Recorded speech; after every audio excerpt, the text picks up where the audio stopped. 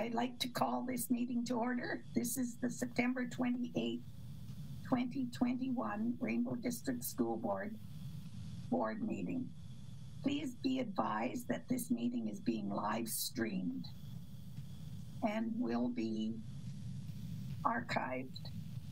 The Rainbow District School Board would like to acknowledge that we are on the traditional and ancestral territory of the Anishinaabe, including the Tikamashin, Anishinaabe, and Wahnapitae nations. We would like to acknowledge that we are situated within the Robinson-Huron Treaty of 1850, and we want to recognize the inherent rights of the Anishinaabe that maintain these lands from time immemorial. Thursday, September 30th, 2021 marks the very first National Day for Truth and Reconciliation. The day honors the lost children and survivors of residential schools, their families and communities. As Canadians, we continue to learn about this dark chapter in Canadian history and its devastating impact on generations of Indigenous people. Let us join together in a quiet and respectful moment of silence as we acknowledge the unmarked graves in British Columbia and the unmarked graves that continue to be discovered across Canada. As we reflect, let us reaffirm our commitment to truth and reconciliation through unity and new beginnings as our path forward for a brighter future. Please join me in a moment of silence.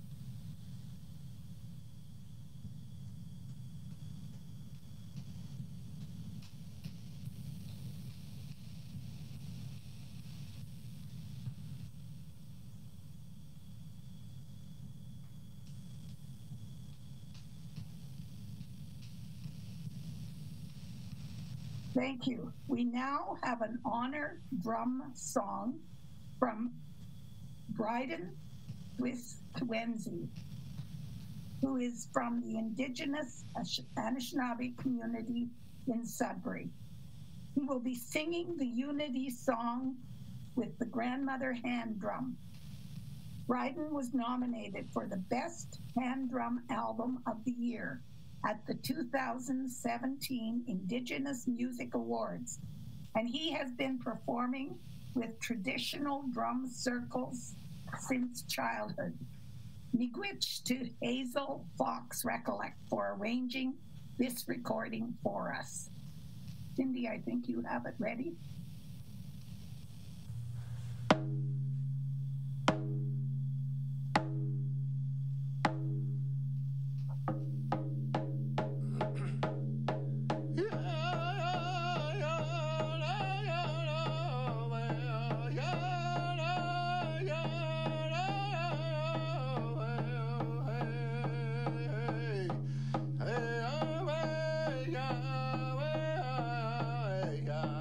Yeah.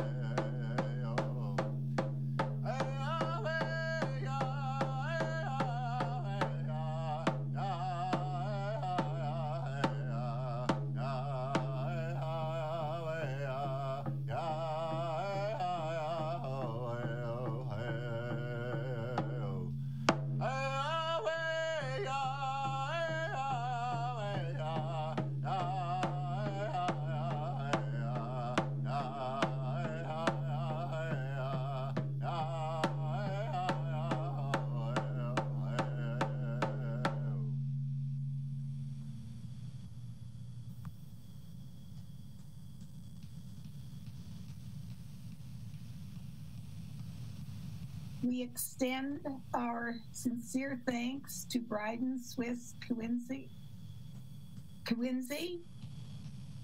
Miigwech Bryden. On Thursday, September 30th, staff and students in Rainbow Schools will observe a moment of silence to mark the very first National Day for Truth and Reconciliation. Together, we will reaffirm our commitment to truth and reconciliation through unity and new beginnings as our path forward for a brighter future.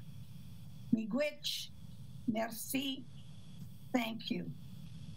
I'd now like to call on Director Bourget for the roll call. Trustee Dubosky. Present. Trustee St. Jean. Present. Trustee Gibson. Present. Trustee Cosmerly. Present.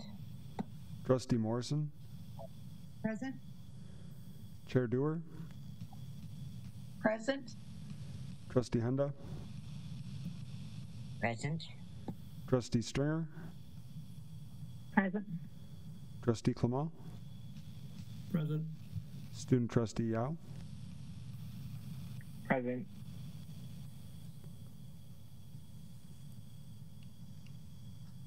Thank you very much.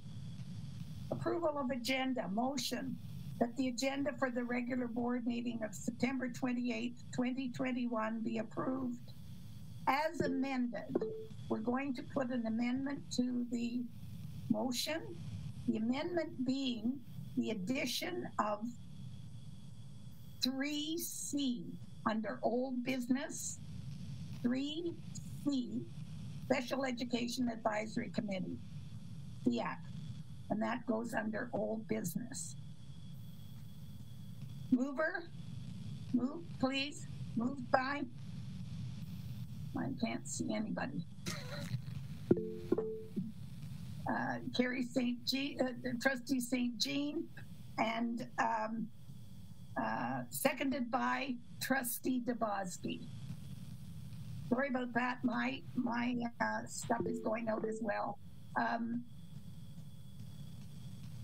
Did you have a question, Carrie St. Jean? Trustee St. Jean?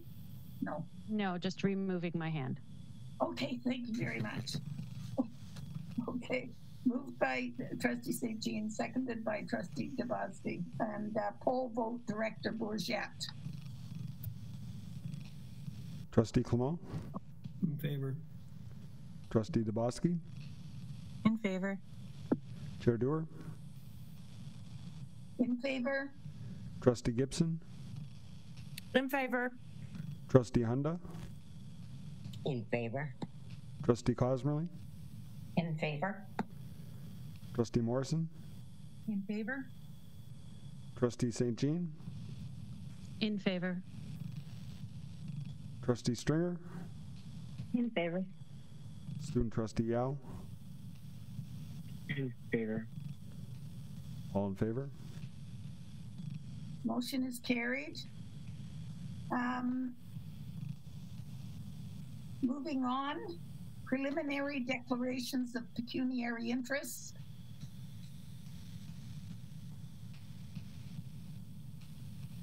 There being none.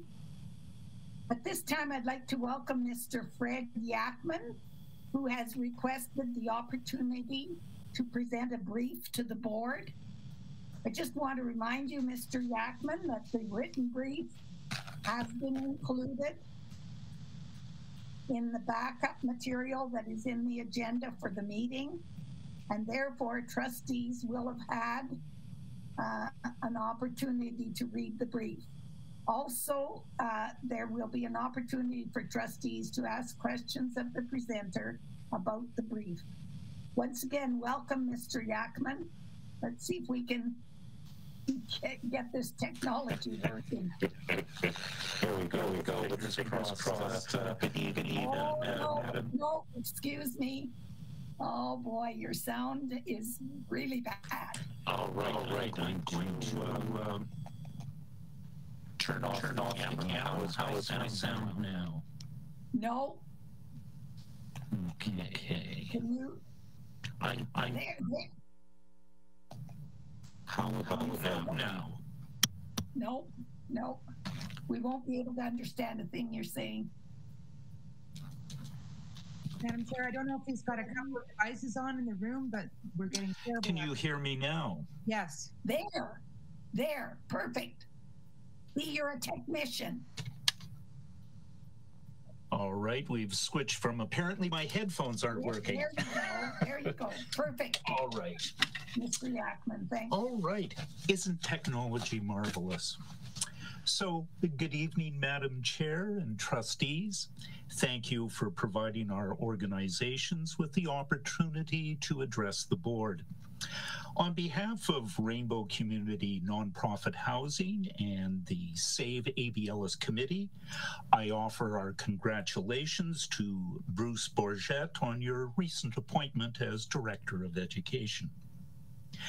I'm here this evening along with Angela Roy, President of ARC Management and lead consultant on our feasibility study of the ABLS multi-unit housing project.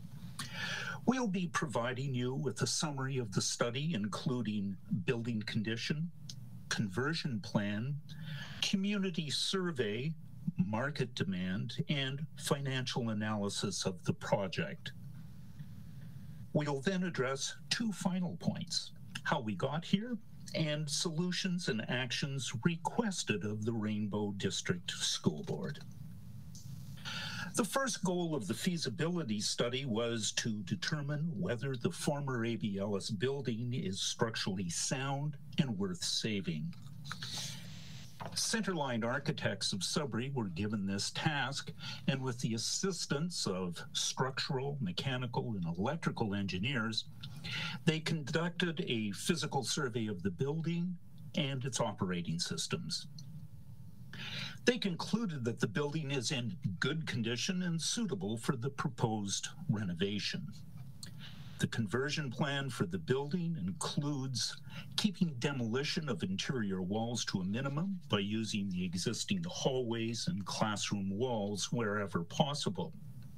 In terms of energy efficiency, Centerline concluded there are numerous opportunities to vastly improve the current efficiency of the building in renovating the space for residential use. The boiler system, which is in excellent condition, will be used to provide heating for all of the common areas of the building. The converted building will provide 44 units, with 5 in the basement, 19 on the ground floor, and 20 on the second floor. 16 of the units will meet the Accessibility for Ontarians with a Disabilities Act code.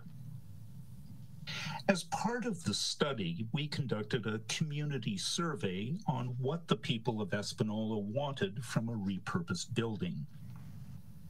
212 people from the area responded. Nearly 2/3 were age 55 years and older.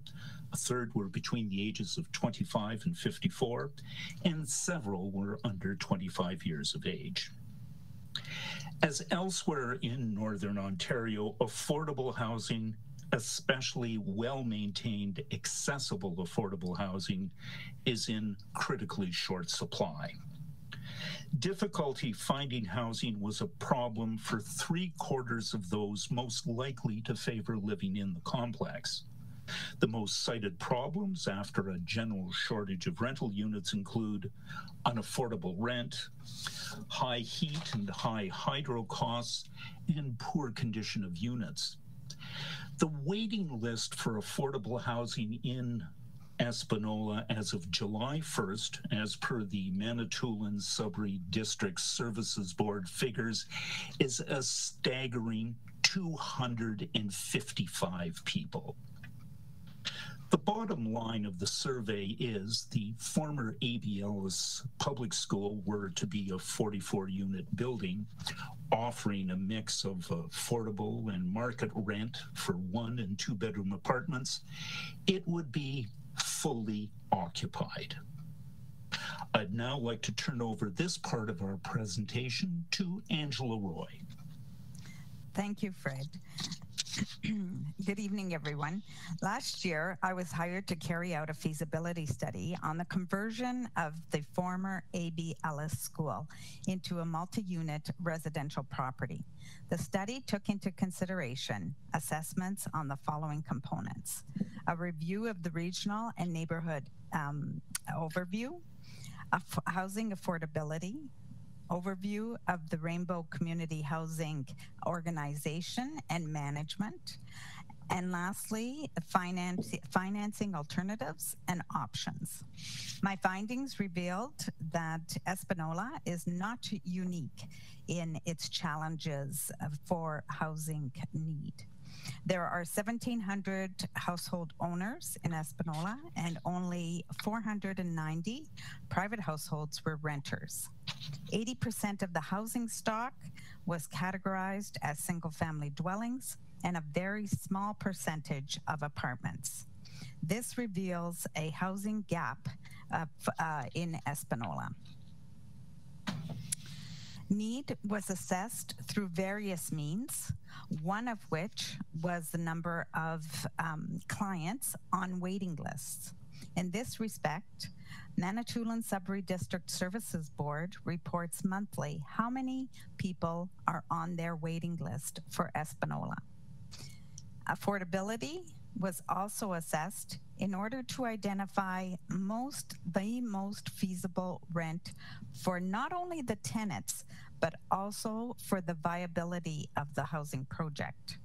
In this respect, we analyzed numerous scenarios for rents as well as equity components to ensure that the viability of the project was there for years to come.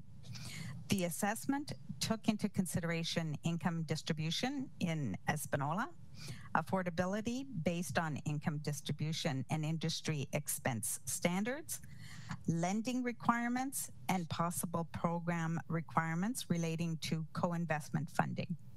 I'm happy to say that based on the preliminary assessments, the project is feasible and will be a valuable addition to the community. Thank you, Angela. Angela's preliminary financial analysis is based on a descheduled budget, which has a 25% contingency. We've applied to the Federation of Canadian Municipalities for a planning grant to fund a detailed C-scheduled budget and an as-built appraisal of a fully renovated building. With this updated information, Angela will provide a more detailed financial analysis of the project. So, how did we get here? Over 100 years ago in 1919, the people and businesses of Espanola realized the need for a purpose-built public school to serve the educational needs of the community. For the next 80 years, the businesses and citizens of our community paid for the operation, maintenance, and multiple additions to the building. Over time, the building wove itself into the fabric of our community. In the late 1990s, the Rainbow District School Board was created and became responsible for the jurisdiction of the former Espanola School Board. In 2014, due to declining enrollment, the board made the informed choice to merge A.B. Ellis with the Espanola High School. Then you made the inexplicable decision to demolish the building and turn it into a paved parking lot at a cost of $2 million. This was done without any meaningful discussion with the citizens of Espanola about alternative uses for the building. Last November, we presented you with a petition signed by over 1,000 people in favor of saving the building. To date, you've yet to respond to the petition. SABE and Rainbow Community Nonprofit Housing have repeatedly offered to work in collaboration with you, offers you've yet to take up. So, once again, we extend to you an opportunity to work with us as we make the following requests. Number one, the trustees' decision of April 29th, 2014, namely the revitalization plan, option number 1, the demolition of the former ABLS public school building and turning it into a paved parking lot, be placed on hold. 2, you enter into good faith negotiations with Rainbow Community Nonprofit Housing on the disposition of the former ABLS public school building and property. And finally, 3, you work with the town of Espanola, the Manitoulin Sudbury District Services Board, the broader community, and us to put the building to socially, environmentally, and fiscally responsible use for the next 100 years. I'd like to leave you with a final observation. During hearings into the Fewer School Boards Act of 1997, Ms. Val Duhame, representing the Sudbury Women Teachers Association, said, "The size of the proposed Espanola Manitoulin Sudbury District Board is very large, encompassing one city, numerous small towns and villages, and a large rural area. Unfortunately, history shows us that in similar situations, the larger, wealthier, more densely populated area assumes a role of control rather than one of partnership. Please let us prove her wrong." On behalf of Angela Roy and myself, thank you very much for your time and consideration.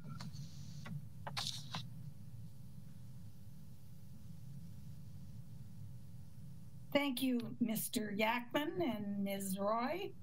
Are there any questions? Trustee Cosmerly? Through you, Madam Chair, I just have one. I'm not clear on what it is Mr. Yackman is asking of our board. Is it that we consider donating the space to the organization? I'm unsure what he means by numbers 2 and 3 of his request to our board. Thank you. First of all, issues 2 and 3 cannot be addressed without issue 1. We have been hamstrung by the fact that we do not own the building. The building ownership still resides with the board. As such, we cannot move forward with any attempts to apply for funding from the Canadian Mortgage and Housing Corporation because we must have possession of the building. There are various programs that this is the basic requirement. So if you would like to donate the building to us, where do I sign? Let's do it right away. That's my response. What I would like you to do, this follows in logical steps. You need to put this on hold. We don't want you demolishing the building. Start negotiating with us in good faith. We have shown that this building is solid. One of the things that our architects said was they were astounded about the great shape the building was in. And that's a credit to the Rainbow District School Board. You took over the building from the citizens of Espanola, and you did right by the citizens by maintaining that building to the highest of standards. Thank you very much. Because you've done that, it makes absolutely no sense to us to see a valuable asset to the community torn down and paved over when we are suffering through the worst housing crisis in the history of the country. Environmentally, it flies in the face of the world burning down around us, and you're proposing to tear down a building that probably has another 40, 50 years of community use where we provide necessary housing. So I'll stop there. I hope that's partially answered your question. Thank you very much. Once again, thank you, Mr. Yakman and Ms. Roy, for your presentation. As per Governance Bylaw GOV 05, the board's response will be made through the secretary in writing at a later date after the trustees have had the opportunity to discuss the matter and arrive at a decision. Now, normally, if we had presenters here, I would say, have a safe drive home. You don't need to do that. Thank you very much for attending our meeting. Thank you very much again. Have a good meeting. Good night. Thank you very much. Have a great meeting. Good night, everybody. Good night.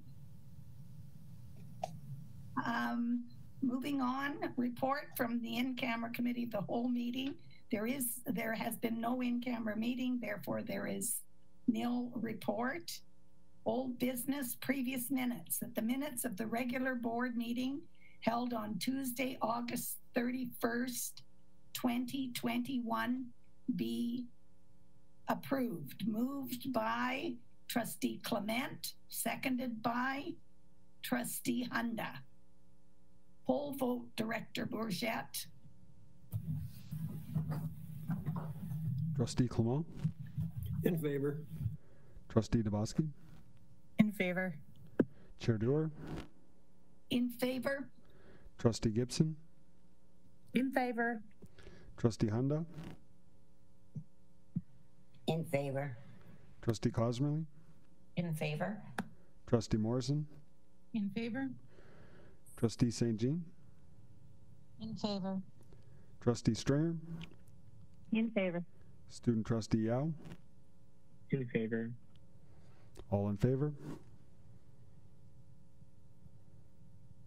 Motion is carried.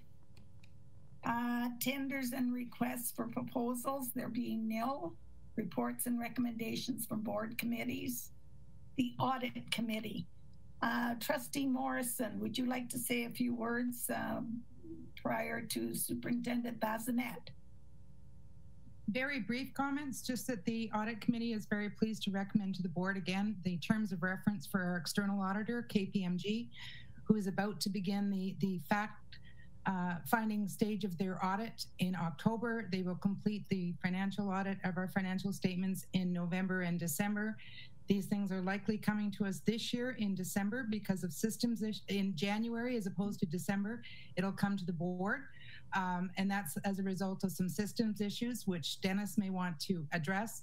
Nothing serious, but it just means that there's been a delay in upload of some of our student enrollment figures because of the movement to the new student information system over the course of the year. And systems and the ministry are working on that. It means there may be a couple of weeks delay in our financial statements this year.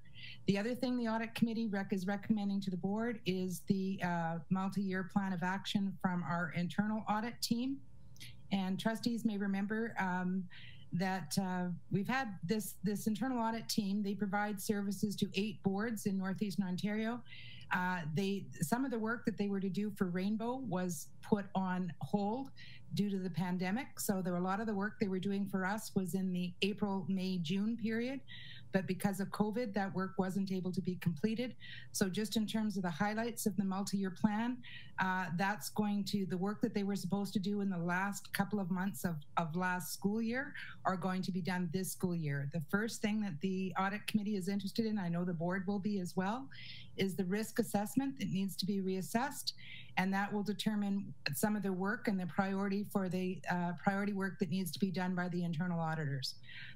So that's the extent of the report. Chair Dewar, I think the Superintendent of Business, Bazinet, may want to add a few comments. The other brief thing I just wanted to say, it gave the audit committee the opportunity, of course, to work with their new Director of Education, Director Bourget. So we welcome Director Bourget to the Audit Committee. We also welcomed our new Finance Manager, who I believe is online with us again tonight. So welcome to you again, Nancy Chiquetto, and thank you for your work. And we know already that you've got lots of experience in this particular area. Both our internal and external auditors know Nancy and have worked with her in the past. So we're very confident they're going to be able to proceed accordingly. Thank you, Chair Dewar. And then I'll be prepared to make the motion. Thank you. Thank you very much, Superintendent Bazinet. Thank you, Madam Chair. Within your backup package, there is a one-page report as it relates to the external audit plan. It provides some additional details as to some of the key areas that the external auditor will focus on. And as Trustee Morrison has mentioned, there is a slight delay in reporting our enrollment information officially to the Ministry of Education.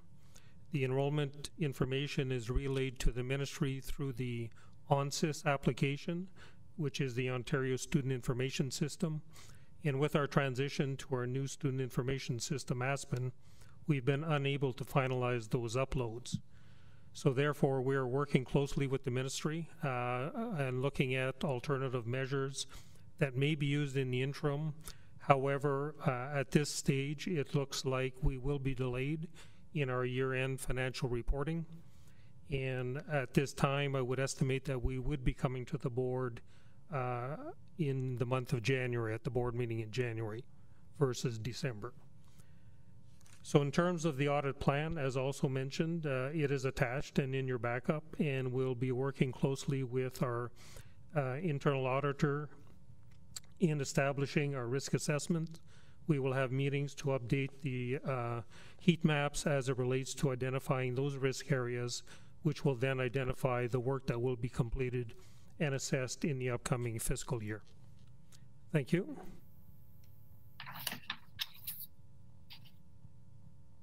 Trustee Morrison. Thank you, Superintendent Bazinet, and I apologize that a couple of additional things I wanted to mention, Chair Dewar. One was with the external auditors in particular. Trustees know that every year there's the school-based fundraising activity that's occurred, and that has meant that our board has received, for example, a full audit, and but with a qualified opinion as a result of school-based fundraising. And last year, as a result of COVID, they didn't actually go in and do any sample testing in schools because of COVID, and they won't be doing that again this year. So I just wanted to make sure that trustees were aware of that's the only change to a normal audit routine. Everything else is the same criteria, the same public accountability criteria that's being used will be used again this year. They again go out and do samples of significant transactions, significant expenditures, capital projects. And of course, in our case, every year they always do some testing on our payroll system because, as we know, 70% of our $200 million budget goes to wages and benefits. So that's it. I just wanted to give that additional information. Thank you, Chair Dewar. Thank you very much. Any questions for Superintendent Bazinet? Or I will call the motion that the 2020-2021 external audit plan be approved as recommended by the audit committee, moved by Trustee Morrison, seconded by Trustee Stringer.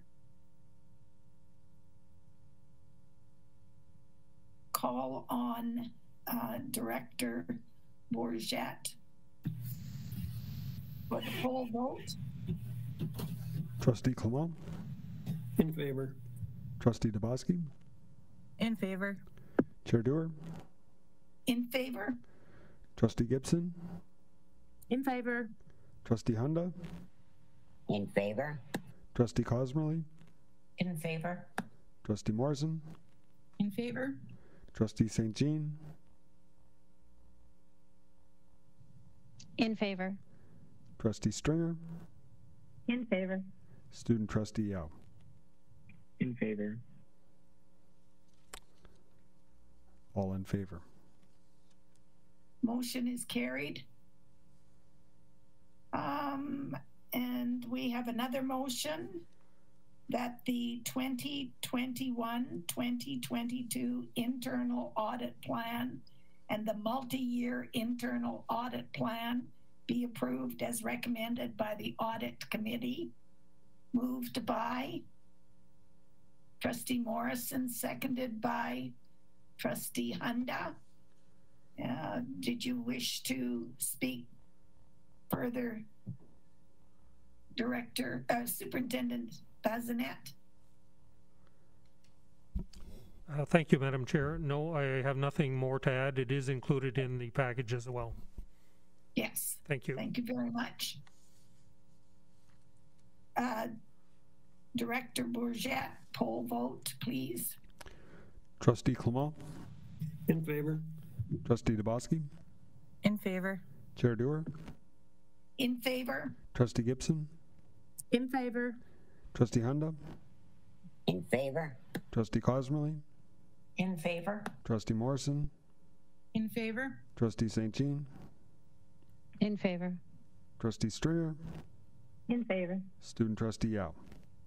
In favor. All in favor. The motion is carried.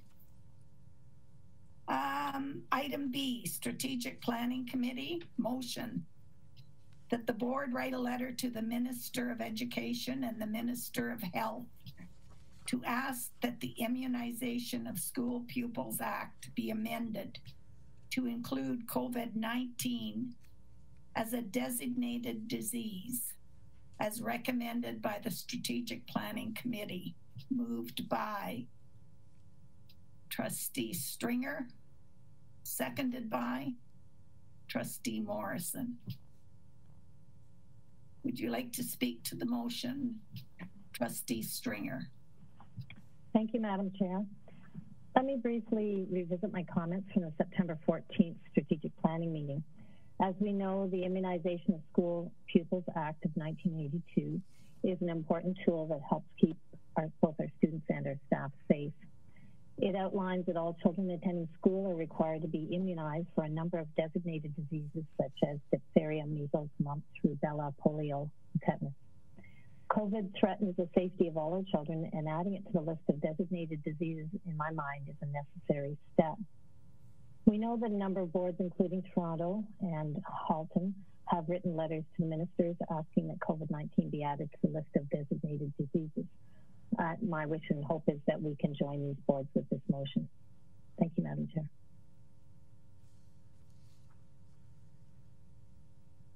Thank you very much. Further comments?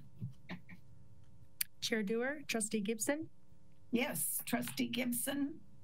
I just wanted to provide some information that I came across, which was within the last few days, the Chief Medical Officer of Health has confirmed that they are currently considering this, so it's being looked at.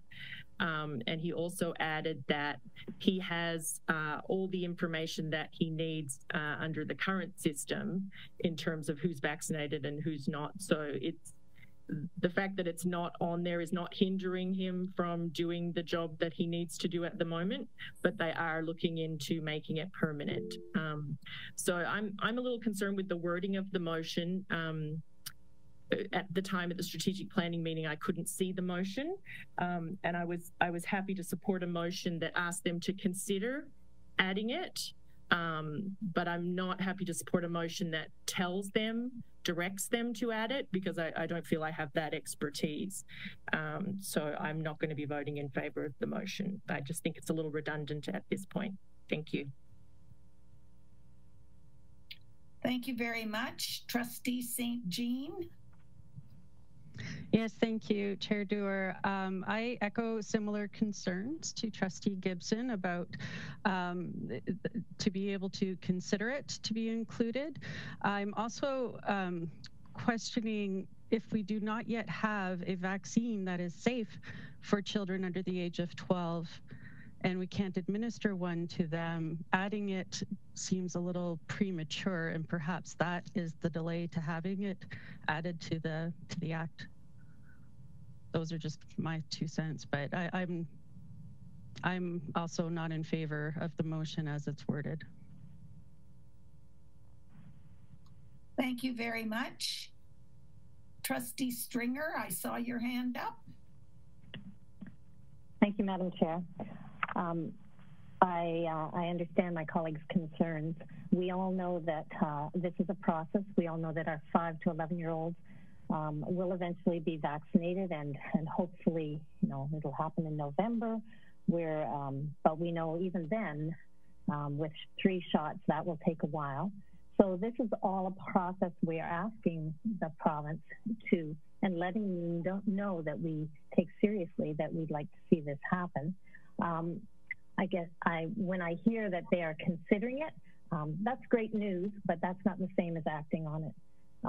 So I guess what I would ask my colleagues, how would they see changing the wording on this motion?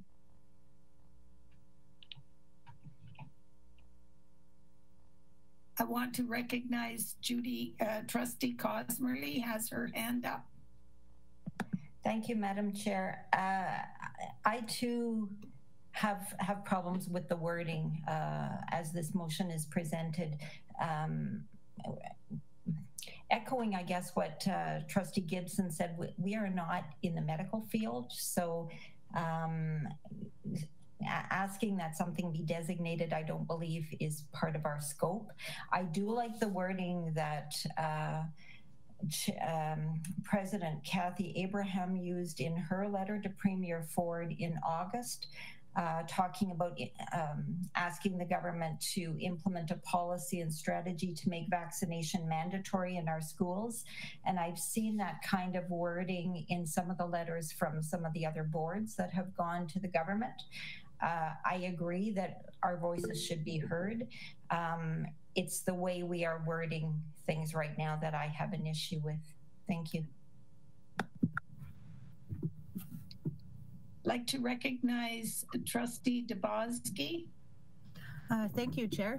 I think sometimes we as a team get caught up in semantics, and especially in correspondence to provincial government, which at the end of the day is often taken with a grain of salt, no matter where it comes from.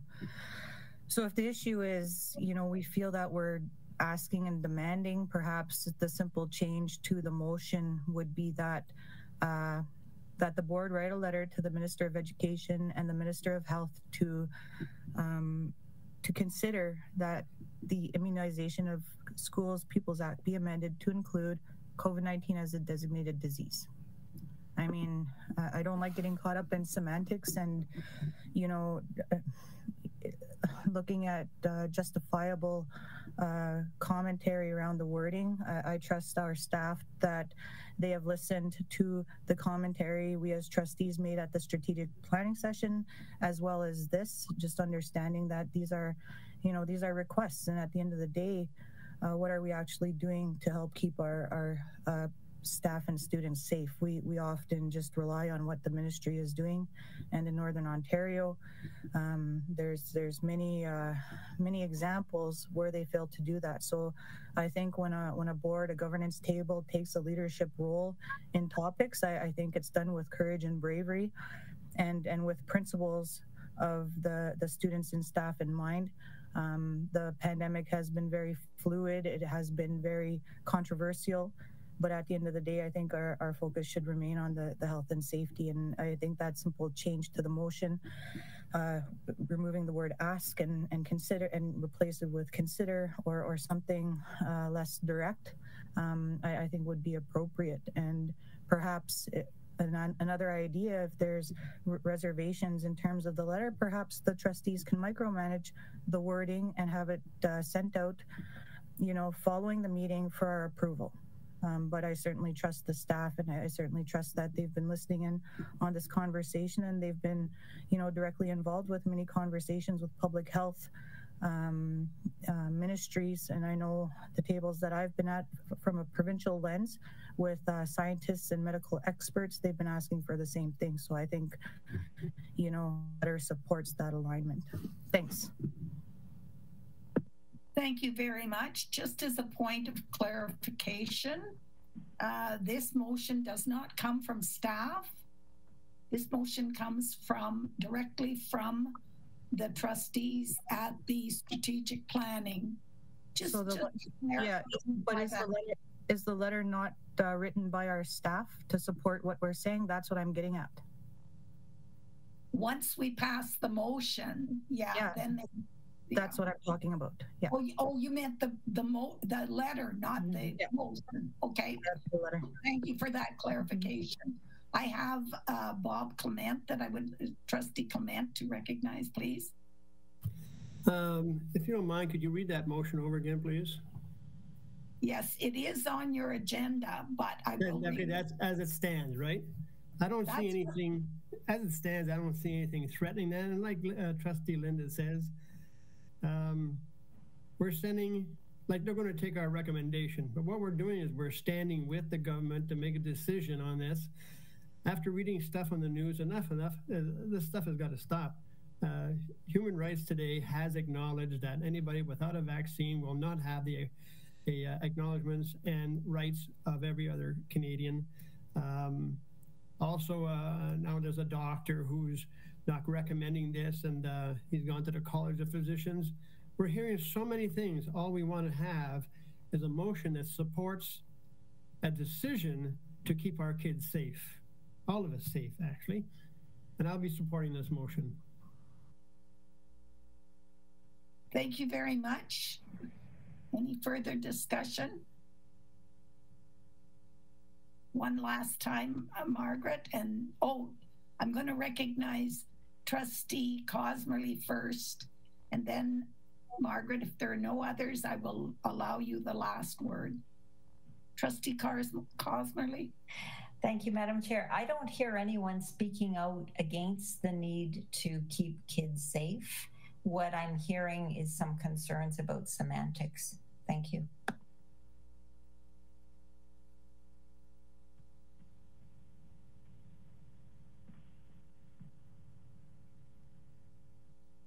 Thank you very much. Sorry, my microphone disappeared.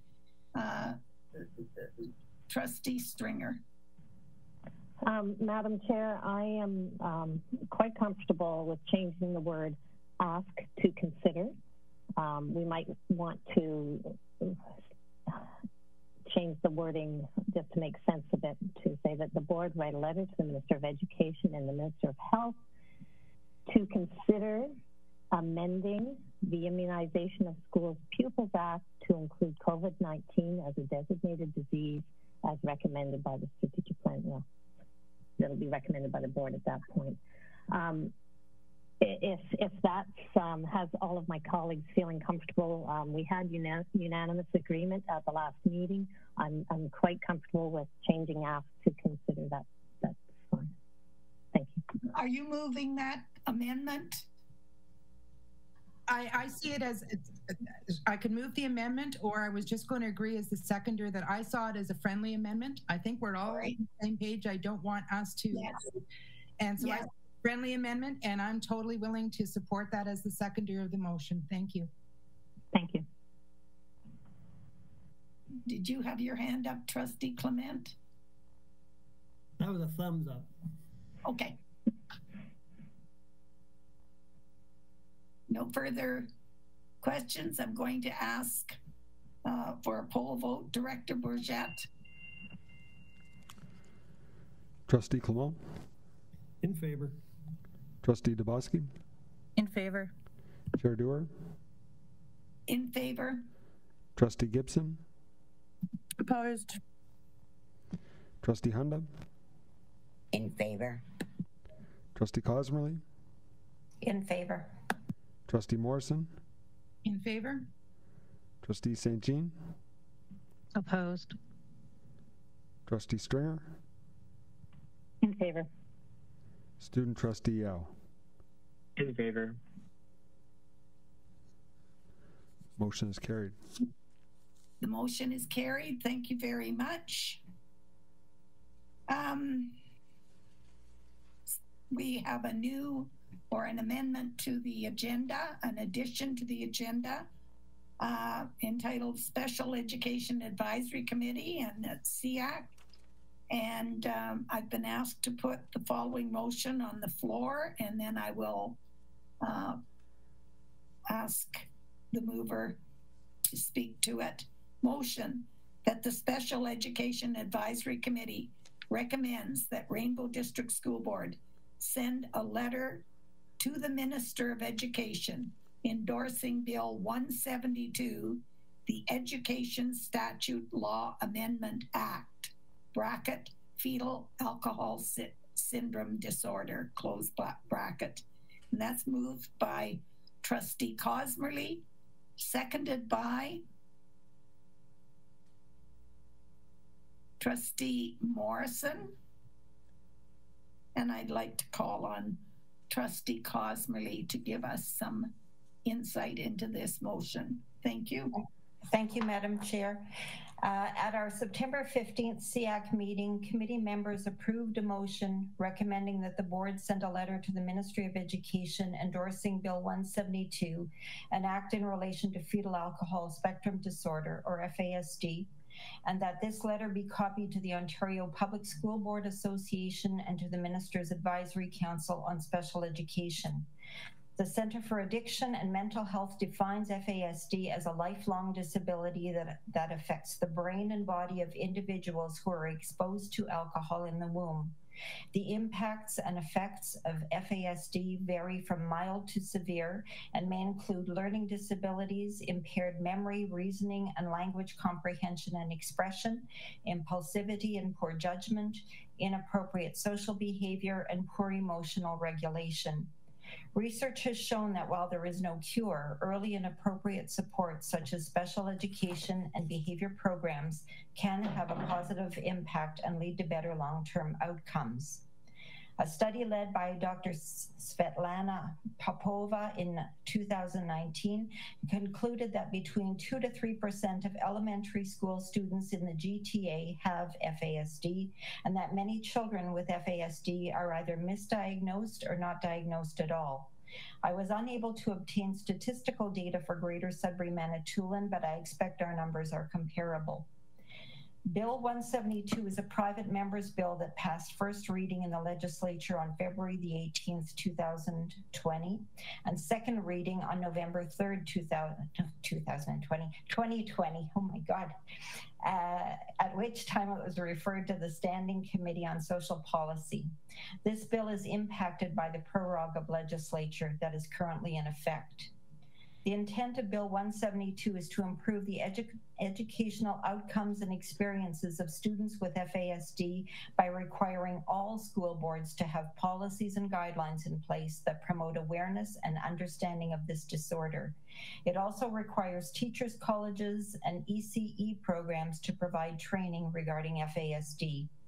Children and adults with FASD often fall through the cracks in the health, education, and social services sectors. This piece of legislation will benefit students with FASD in the short term as well as the long term. For this reason, it is important that we let the provincial government know how important it is to students that this bill be passed into law. Thank you, Madam Chair. Thank you, Trustee Cosmerly. Any questions, discussion? Trustee Morrison, and then Trustee Clement. I just want to thank Trustee Cosmerly for bringing this forward. I have my own anecdotal information that's related to this as well, but I won't share it tonight. But a question I have through you, Madam Chair, to Superintendent Wachnick is I'd like to know from our Superintendent of Spec Ed what she thinks about this letter and our efforts to pressure the province to recognize this as an area of need. Thank you.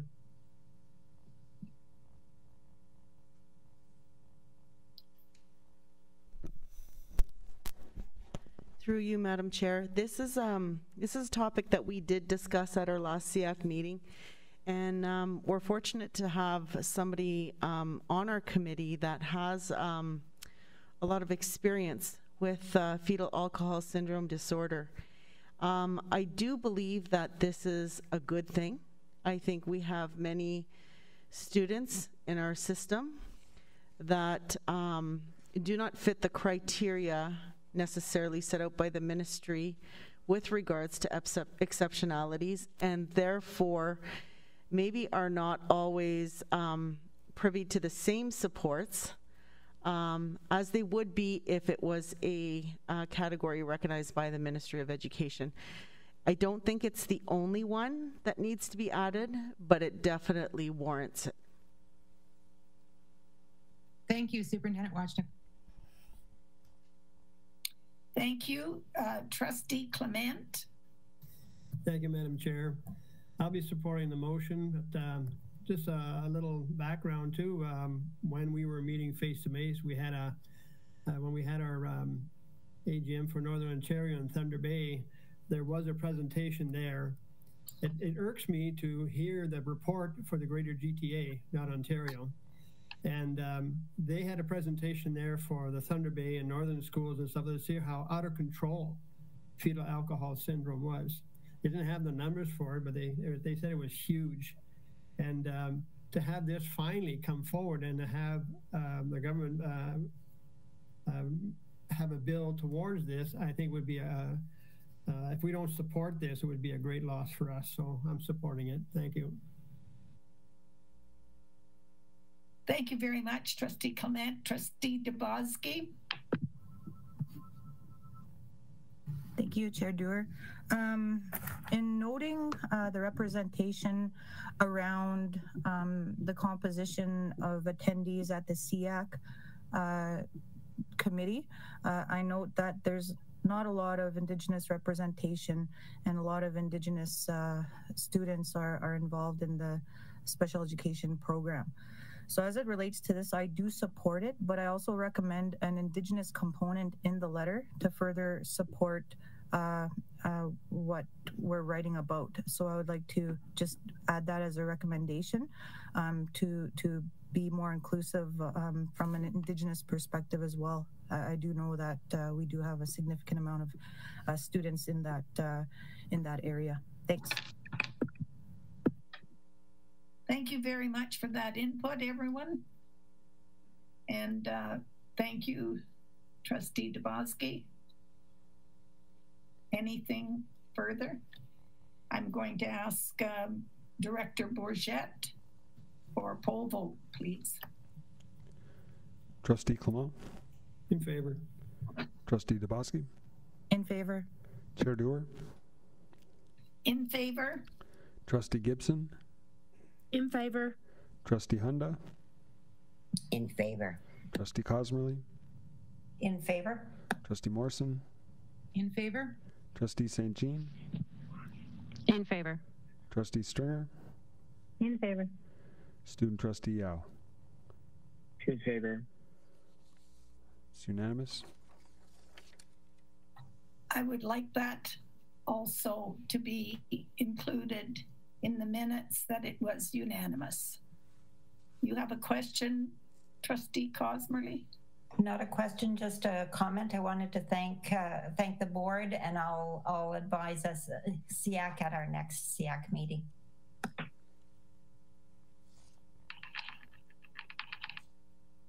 Thank you. I'm sorry, I've lost the picture. However, I'm going to introduce Director Bourget with the 2021-2022 school year update, and I'll try to get back to the meeting as best I can. Thank you very much. Thank you, Chair Dewar. Good evening, trustees. The school year has gotten off to a positive start, with students excited to see each other and staff just as excited to see their students. I'd like to thank all staff for being purposeful in their efforts to prioritize mental health and well-being. We all know how important in-person learning is to the social, emotional, cognitive, and physical development of children and young adults. We also know that mental health and well-being provides a strong foundation for learning. When students feel safe and supported, when they have a strong sense of connection and belonging at school, they are ready to learn. Of course, we continue to learn during a global pandemic, which means our schools have many layers of protection to keep students and staff safe. As we have witnessed with the return to in-person learning, we must remain vigilant given the variants of concern that are circulating in our community. Before I begin this evening's COVID update, I'd like to thank staff and students for celebrating Wear Pink Day, the 14th annual for Rainbow Schools. This has become a highly anticipated tradition as we launch the school year with a very clear message about bullying. The motion that this board passed more than a decade ago, with support from the Parent Involvement Committee of the day, continues to resonate with our students and our staff. We wear pink with pride as we join together in supporting safe schools. When I provided an update at the last board meeting, you will recall that there were 44 active cases in the communities served by public health Sudbury and districts. And those communities include all of our jurisdiction, Sudbury, Espanola, and Manitoulin Island. As we headed towards the first week of school, the total number of cases had declined, as you can see by the statistics on your screen. There had also been a slight increase in the number of 12 to 17-year-olds being vaccinated. On September 1st, Premier Doug Ford announced vaccine passports for the province of Ontario. Residents will need to be fully vaccinated and provide proof of their vaccination status along with photo identification to access certain businesses and settings starting September 22nd, 2021. On September 1st, we reached out to all permanent and casual employees of Rainbow District School Board to submit a COVID-19 vaccination attestation. To support a safe return to in-person learning, the Ministry of Education implemented a mandatory vaccination disclosure policy for school boards and licensed childcare settings for the school year. Staff will be asked to provide proof of vaccination at a later date. A process is currently being developed to securely upload this documentation, and the patch from the vendor is being uploaded and worked on as we speak. The COVID-19 vaccination attestation also applies to bus drivers and is being administered by the Sudbury Student Services Consortium. Individuals who do not intend to be vaccinated without a documented medical reason will be required to participate in an educational session about the benefits of COVID-19 vaccination. We shared the educational video with employees on September 17th, shortly after we received it from the Ministry of Education. Regular rapid antigen testing will also be required for all staff who are not fully vaccinated against COVID-19. Tests were delivered to schools at the start of the school year, and we worked on a procedure to deploy the testing kits and track results. I will provide more details about this component of vaccination attestation requirement later in this presentation. Frequent school visitors and other professionals who deliver services in schools and interact with students and staff, including third-party contractors, are also required to complete an attestation for COVID-19 vaccination. This includes students on an educational placement, including professional services, on a placement, work-integrated learning visits, for example, teacher candidate practicums, nurse, psychologist, behavior therapist, speech-language pathologist, also volunteers, those who provide professional services to children at school, and frequent visitors, including third-party contractors who regularly interact with or are in the presence of students and/or school board staff. Schools are administering the attestation for their volunteers and frequent school visitors. When we have partnerships with agencies that service all schools, the attestation is being administered at the board level. Special education services provided by external agencies is a good example. Those who are not vaccinated without a medical exemption will be sent the video for viewing, and this has already been done. All frequent visitors who are not vaccinated will need to complete rapid antigen testing if they are interacting with students and staff. The board posted vaccination data on the website February 15th, as required by the Ministry of Education. This information will be updated regularly as we move forward. The last update was made September 22nd. The COVID-19 immunization disclosure procedure was also posted on the board website on September 23rd. We added a link to the procedure on the vaccination attestation data webpage for ease of reference. We also updated the reopening guide with links to the data and procedure. We're also required to send vaccination attestation statistics in aggregate form to the Ministry of Education. I would like to thank our Human Resources Department for leading this work on behalf of the board. We should all know this work has been very significant in terms of commitment of time and resources. On September 3rd, we reminded students, staff, and visitors to Rainbow Schools that before they're required to screen for COVID-19 daily before leaving for school by completing the online screening tool. We provided the electronic link. The Ministry of Education directed school boards and all students to perform daily screening for the first 2 weeks of school and provide confirmation. For students in grades 7 to 12, we asked that they confirm that they completed the screening tool with their teachers in homeroom, and their daily attendance served as confirmation.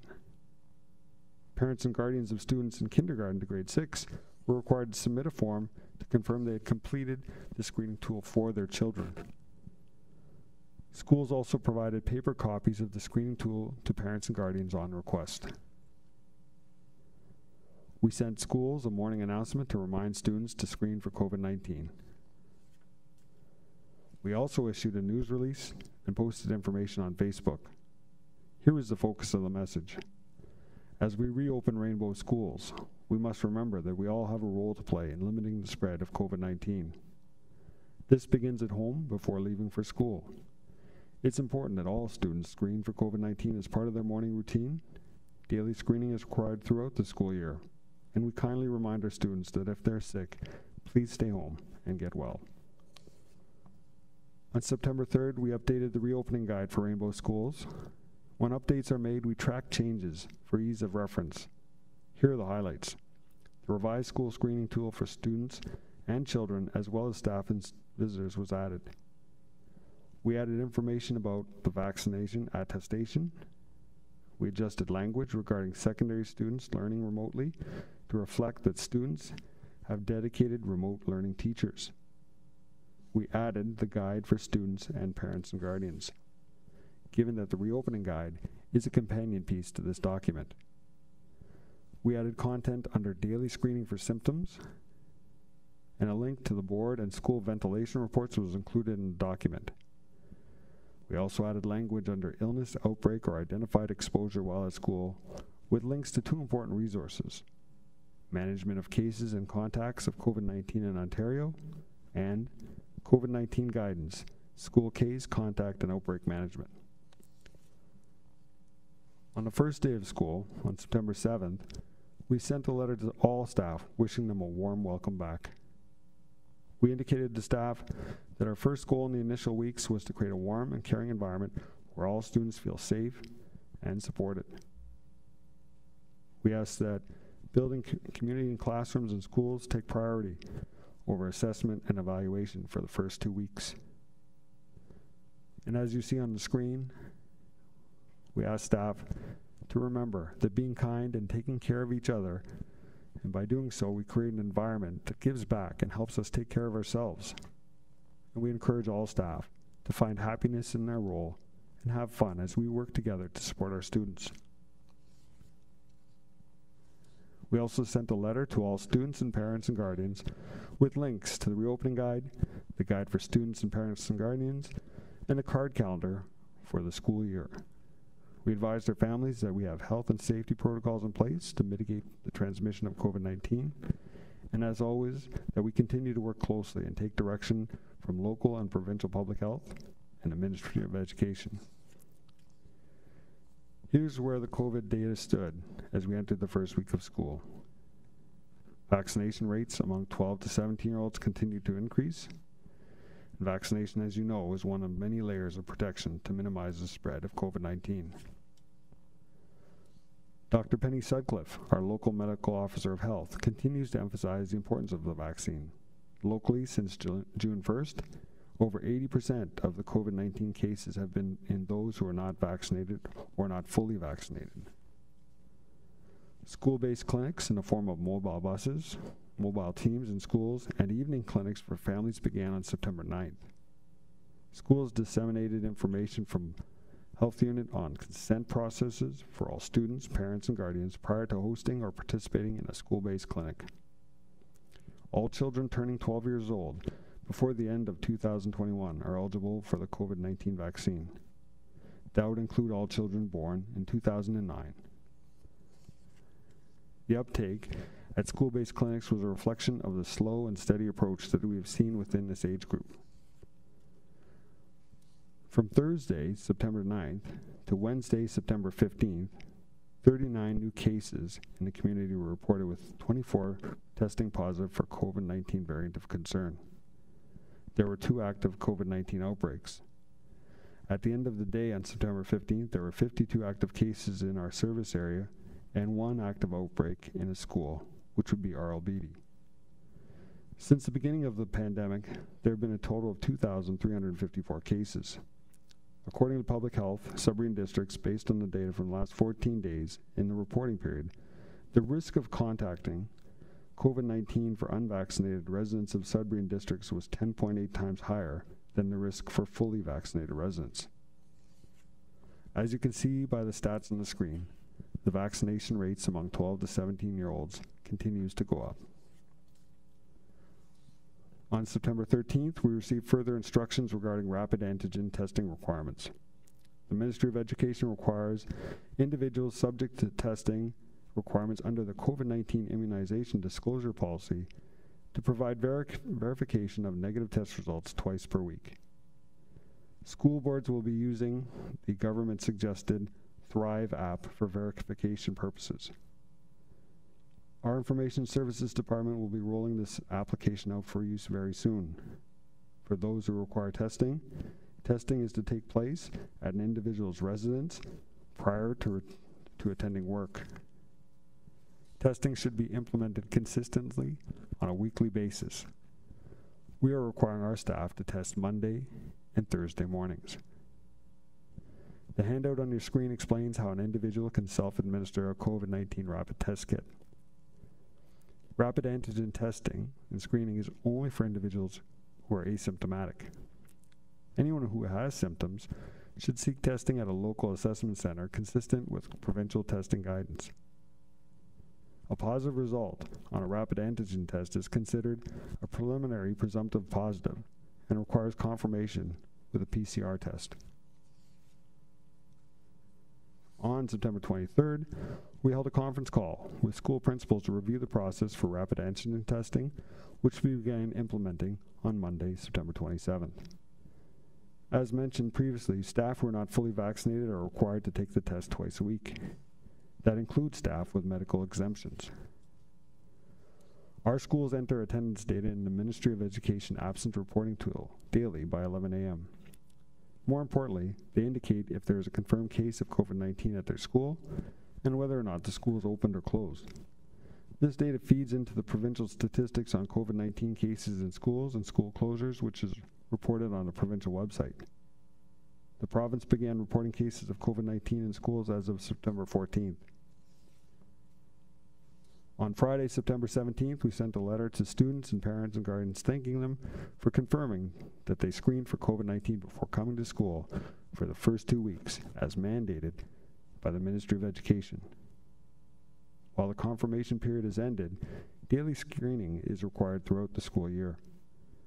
We asked our students and parents to continue screening for COVID-19 as part of their morning routine. Screening for symptoms daily before leaving for home is important to limit any possible spread of the virus. Parents and guardians must assess how their children are feeling. Secondary students can screen and monitor their own symptoms. Our key message, again, when students are sick, please stay home and get well. We also tested that indicated that parents and guardians may notify schools if their child tests positive for COVID-19. When this occurs, we will follow up with Public Health to determine if there's any impact on the school. When action is required, Public Health contacts the school board. We will share information with the school community about guidance from Public Health. Information is posted on rainbowschools.ca at the following link. Public Health does not notify a board when there's no action to be required. which means if there is a case that has no connection to a school, it has no implications for possibly infecting anyone else, public health does not let us know, and there's no action on our part. As you can see by the COVID-19 advisory page, we have had confirmed cases of COVID-19 in our schools. Here's a chronology. We received our first confirmed case of COVID-19 on September 13th. By direction of Public Health, staff and students in the grade 6 class in room 200 at RLBD were asked to self-isolate. Students on the morning elementary bus, route N458, and or the afternoon elementary bus, L812, were also asked to self-isolate.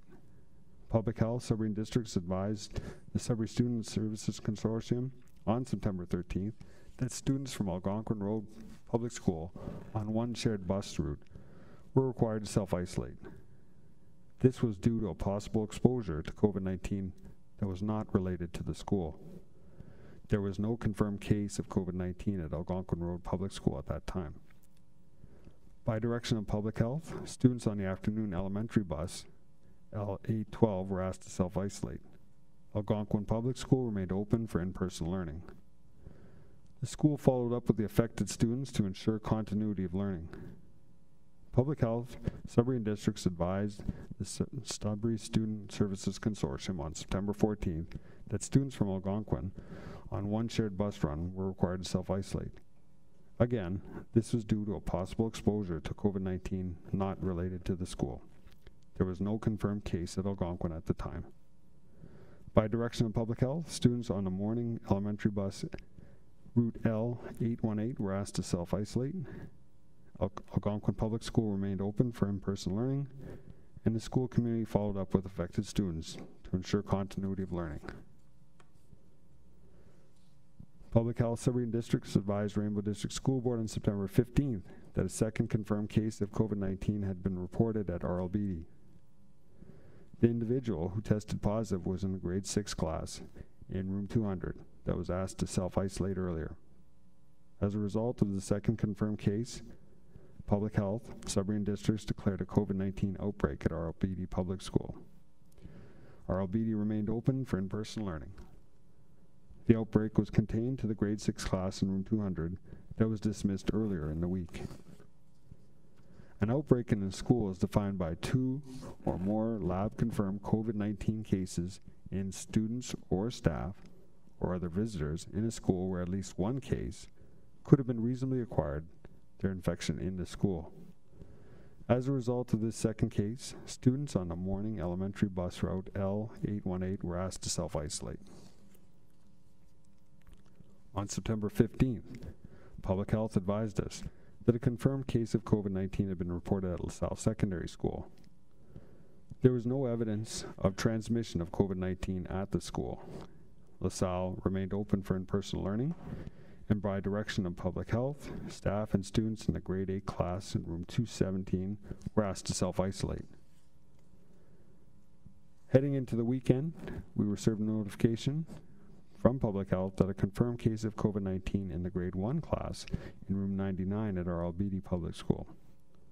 By direction of Public Health, students in the grade 1 class in room 99 were asked to self-isolate. One group of students in the before and after school program were also asked to self-isolate. RLBD remained open for in-person learning. Childcare before and after school programs continued to operate. Public Health, Sudbury and Districts advised the Sudbury Student Consortium. Just going to pause as we fix an echo.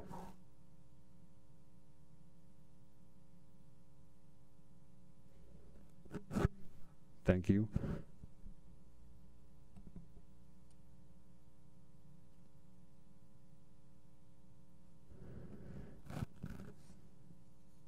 So I'll continue without the echo. Public Health Sudbury Districts advised the Sudbury Student Services Consortium on September 19th that students from RLBD on one school bus run were required to self-isolate, and that was due to a possible exposure to COVID-19 related to the grade 6 class in room 200 that was dismissed earlier in the week. A third student subsequently tested positive for COVID-19 while at home self-isolating, and by direction of Public Health, students on the morning run of bus Route L819 were asked to self-isolate. RLBD remained open for in-person learning, and the school followed up with affected students to ensure continuity of learning. Public Health advised the Sudbury Student Services Consortium on September 19th that students from Redwood Acres Public School on one shared bus run were asked to self-isolate. This was due to a possible exposure to COVID-19 not related to the school. There was no confirmed case at Redwood Acres at the time. By direction of Public Health, students on the afternoon elementary bus on Route N424 were asked to self-isolate. Redwood Acres remained open for in-person learning, and the school followed up once again to ensure students affected had continuity of learning. Public Health Sudbury Districts advised Rainbow District School Board on September 20th that a confirmed case of COVID-19 had been reported at Adamsdale Public School, and by direction of Public Health, students in the grade 4 class in room 8 were asked to self-isolate. Adamsdale remained open for in-person learning. There was no impact on childcare and before and after school programs. Public Health Sudbury Districts advised us of 3 confirmed cases on Friday, September 24th. 1 case each at Adamsdale Public School, Carl A. Nesbitt, and LaSalle Secondary School. All students are currently self-isolating and being monitored by Public Health Sudbury Districts. The schools are being cleaned and disinfected over each weekend. Adamsdale Public School remained open for in-person learning, and there was no impact on childcare and before and after school programs. And by direction of Public Health, students in the grade 5-6 class in room 5 were asked to self-isolate, to and including September 27th. The affected students, their parents, guardians, and relevant staff have been notified and received a letter from Public Health with specific guidance, and direction for staff is always based on immunization status. Carl A. Nesbitt remains open for in-person learning, and the before and after school program was closed until October 4th, 2021. By direction of Public Health, students in the grade 4 class in room 403 have been asked to self-isolate to and including October 2nd. The affected students, their parents, guardians, and relevant staff have been notified and have received a letter from Public Health with specific guidance. Direction for staff, once again, is based on immunization status. Students in the before and after school program have also been asked to self-isolate to and including October 2nd. The affected students, their parents, and guardians received notification by the service provider and received a letter in addition from Public Health with specific guidance, and direction for staff is also based on immunization status. LaSalle Secondary School remains open for in-person learning. By direction of Public Health, dismissal of staff and students in the following classes was based on immunization status, which you see is different now when we have students who are older and have been vaccinated or had the opportunity to be vaccinated. Those classes were an English class in grade 9, a science class in grade 9, a second English class, a music class, all grade 9, and the concert band with multiple grades. The affected students, their parents and guardians, and relevant staff have been notified and received a letter from Public Health with specific guidance. Public Health advised Rainbow District School Board on September 26th of 4 confirmed cases of COVID-19. 1 at Carl A. Nesbitt, 1 at Valley View, and 2 at Adamsdale. At Carl A. Nesbitt, this is the 2nd confirmed case of COVID-19 reported in the grade 4 class in room 403 that was dismissed on Friday, September 24th. The individual is currently self-isolating and being monitored by Public Health, and the school was cleaned and disinfected. As a result of this 2nd confirmed case, Public Health had declared a COVID-19 outbreak at Carl A. Nesbitt. The outbreak is contained to the grade 4 class in room 403 that is currently self-isolating, and the school remains open for in-person learning. Students on the morning elementary bus route L104 and afternoon elementary bus route L017 have been asked to self-isolate. Students in the before and after program continue to self-isolate. The before and after school program is closed until October 4th. Public Health Sudbury Districts advised that the Sudbury Student Services Consortium on September 26th that students from Ernie Checkers Public School on 2 bus runs were required to self-isolate. This was due to a possible exposure to COVID-19 not related to the school. There is no confirmed case of COVID-19 at Ernie Checkers at this time. By direction of Public Health, students on the morning run on bus route L104 and the afternoon bus route of L017 were asked to self-isolate. Ernie Checkers Public School remained open for in-person learning, and the school followed up with affected students to ensure continuity of learning. In addition, Public Health advised that a confirmed case of COVID-19 had been reported at Valley View. The individual is currently self-isolating and being monitored by Public Health, and the school is cleaned and disinfected. Valley View Public School remains open for in-person learning. The school will follow up with affected students to ensure continuity of learning. Childcare and the before and after school program remain open. And by direction of Public Health, students in the SK Grade 1 class in room 120 have been asked to self-isolate. Students in the before and after school program have also been asked to self-isolate. Public Health Sudbury Districts also advised Rainbow District School Board of a third confirmed case of COVID-19, which was reported at Adamsdale. The individual is currently self-isolated and being monitored, and the school has been cleaned and disinfected. Adamsdale remains open for in-person learning, and there was no evidence of transmission at the school at the time of reporting this third confirmed case. There is no impact on childcare and before and after school programs. By direction of Public Health, students in Grade 1 class in room 3 have been asked to self-isolate. Public Health later advised us of a second confirmed case of COVID-19 that had been reported in the Grade 5-6 class in room 5 at Adamsdale that was dismissed on Friday, September 24th. There were now 4 confirmed cases of COVID-19 at Adamsdale. The individual is currently self-isolating and being monitored, and the school was cleaned and disinfected. And as a result of this second case, Public Health declared an outbreak at Adamsdale Public School. It remains open for in-person learning, and the outbreak was contained to the Grade 5-6 class in room 5 that is currently self-isolating. There's no change in Public Health guidance as a result of this second confirmed case. Students in the Grade 5-6 class in room 5 continue to self-isolate, and there's no impact on childcare and before and after school programs. We had 2 more confirmed cases of COVID-19 today, a student at R.H. Murray and another student at Adamsdale from a classroom that is currently self-isolating. R.H. Murray Public School remains open for in-person learning. The before and after school program is closed until October 4th. The school is following up with affected students to ensure continuity of learning, and by direction of Public Health, students and staff in the Grade 2-3 class in room 4 and the primary Ojibwe class have been asked to self-isolate up to including October 3rd. In this case, staff are required to self-isolate regardless of their vaccination status until cleared by Public Health to return to work. Students and staff in the before and after school program have also been asked to self-isolate up to and including October 3rd. Students on the afternoon bus route of L879 have been asked to self-isolate to and including October 3rd. This route includes students from R.H. Murray Public School, Llewellyn Park Secondary School, and Lively District Secondary School. Public Health Sudbury Districts has advised Rainbow District School Board that a third confirmed case of COVID-19 had been reported at Adamsdale in the Grade 5-6 class in room 5 that was dismissed on Friday, September 24th. There are currently 5 confirmed cases of COVID-19 at Adamsdale.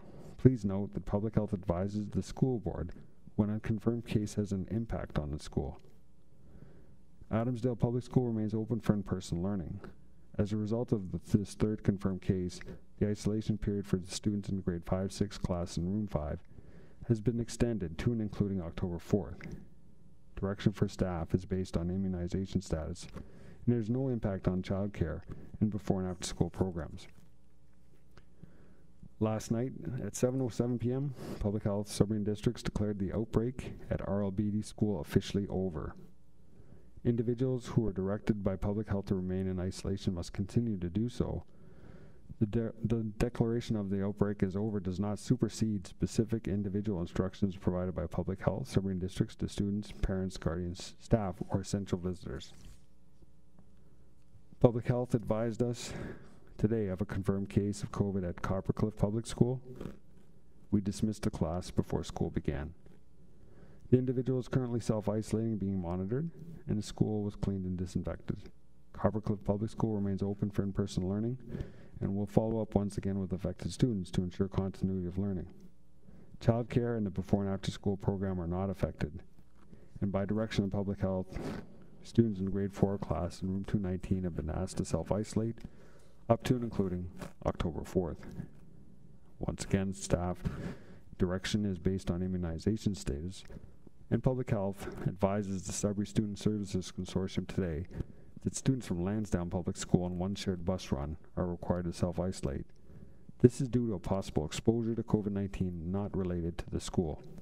There is no confirmed case of COVID-19 at Lansdowne at this time. By direction of public health, students on the afternoon elementary bus route L011 have been asked to self-isolate. Lansdowne remains open for in-person learning, and the school once again will follow up with affected students to ensure continuity of learning. We were also advised this afternoon that letters regarding R.H. Murray Public School needed to be updated. The isolation period for affected students has been extended by 1 day. Here's the process we follow when public health, Sudbury districts notifies us of a confirmed case. And let me emphasize, we only have a confirmed case when public health calls us to advise us that we do. From a communications perspective, the confirmation from public health triggers a 10-step process. First, we advise the principal that there's a confirmed case. Next, we pull together a list of all the affected cohorts or cohorts of staff and students and visitors for public health. Third, the school administrative team calls those who are affected to advise them of the need to self-isolate. 4, we email a guidance letter from public health Sudbury districts to those who are affected. 5, after those who are affected have been notified, we advise all staff of the school. Next, once all staff have been notified, we send a letter to all parents and guardians of the school.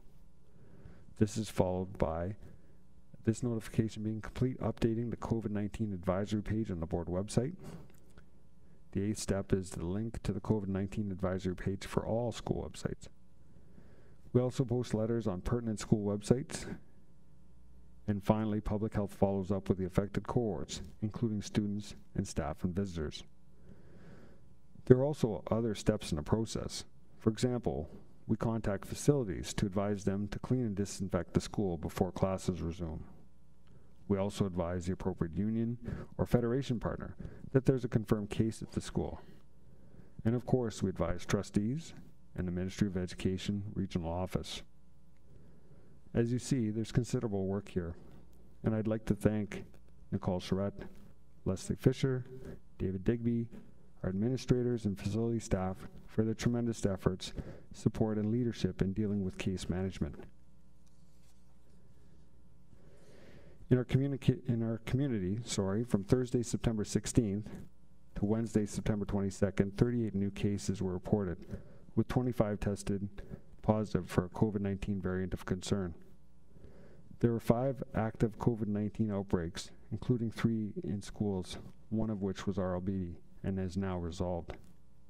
At the end of the day, on September 15th, there were 50 active cases in our service area. And since the beginning of the COVID-19 pandemic, there had been a total of 2,392 local cases. And as you see, the vaccination rate among 12 to 17-year-olds continues to increase in a slow but steady way.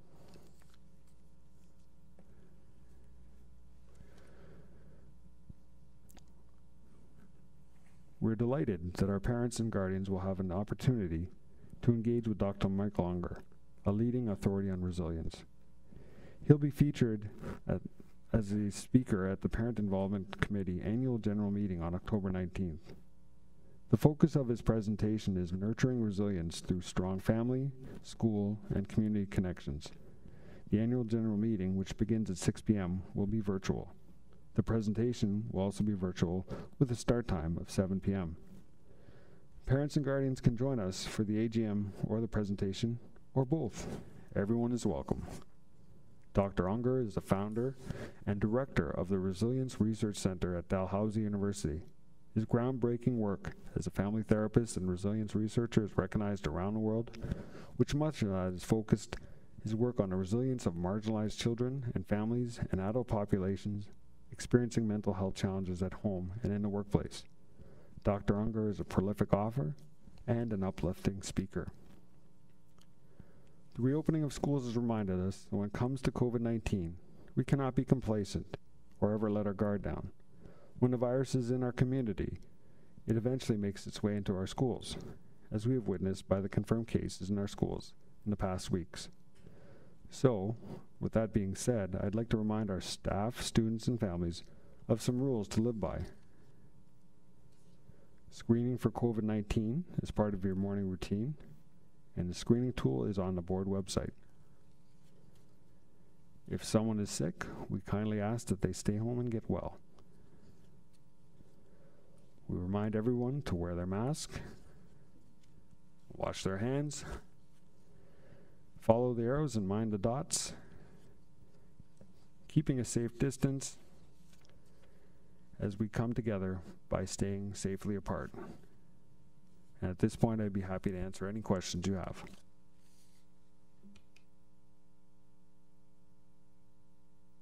Oof. Okay. Thank you very much, Director Bourget. Do we have any questions, comments, anything? Trustee Morrison? Well, I guess I just want to ditto what I overheard you say on your mic, Chair Dewar, as your initial reaction, which was, whoa, because that's a ton of information. And Bruce, without getting into it, you provide ongoing, detailed operational updates, and I know I very much appreciate it. So thank you, Bruce. That was an awful lot of information, and it just confirmed some of the information you've been letting us know through email, through our board website, and so this just consolidates it in one monthly report. So thank you, Director Bourget. Thank you, Trustee Morrison. Anyone else? I'm going to just say, I don't know how this is being done. It's mind-boggling. I can't understand how we could be generating this much information, and we have a communication department consisting of 2 people. I think we need to look very carefully at budget time as far as making sure that we have enough support for these people. And indeed, all of our staff is, I am so proud of the overtime and the extra work and the extra hours and the Sunday nights and the Saturdays and so on that our staff have given us. And I say thank you.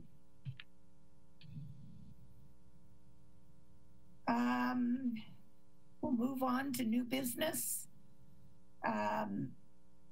Various capital projects. Superintendent Bazinet. Thank you, Madam Chair. Very pleased this evening to have Natalie Musso, our Manager of Facility Services, who will lead our presentation this evening. We have information and various photos related to the numerous work that was done in the past fiscal year. Also want to inform trustees that the new capital construction of the new school, as well as the major renovation at Churchill, will be presented to trustees as a separate standalone presentation at a future date. So Natalie, if you will please lead us through our discussion tonight. Thank you. Thank you.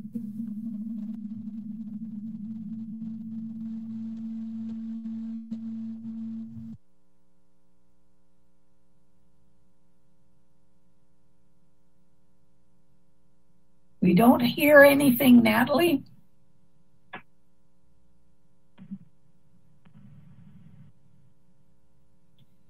Hello, Natalie. We're lacking sound. Oh, sorry. Okay. Okay, thank you. Thank you for the opportunity to present the numerous projects that we've been working on during 2021. This first slide is just a summary of all of the schools that we've touched with various projects, starting probably last April and continuing on today.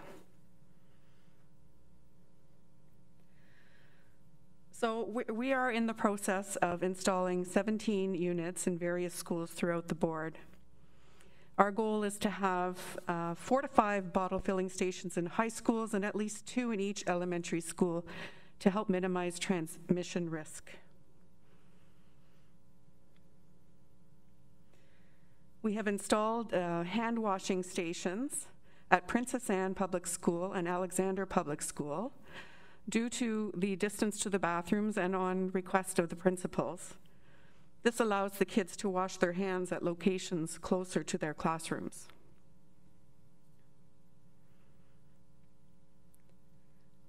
At Sigonac Public School, we've removed bricks in localized areas, and because the brick was deteriorating, we installed the new bricks.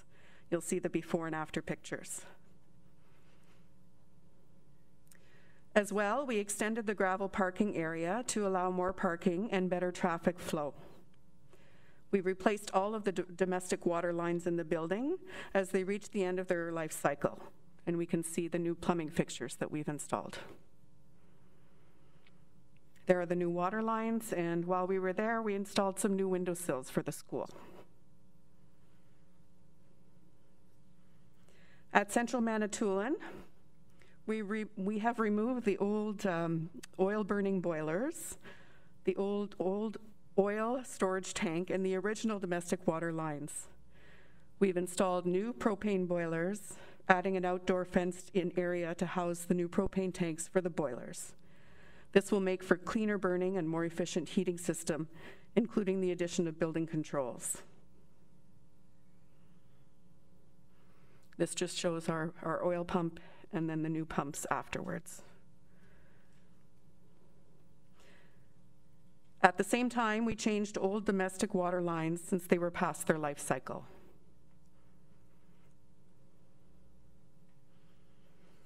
Confederation Secondary School. We have replaced the remaining old windows in the school, which is roughly half the entire building. So you can see some before and after pictures, before, during, and after.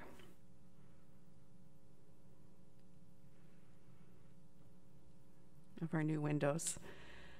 Okay. We have reinforced the roof to accommodate our 4 new mechanical rooftop units. And here's the pictures of the 4 units.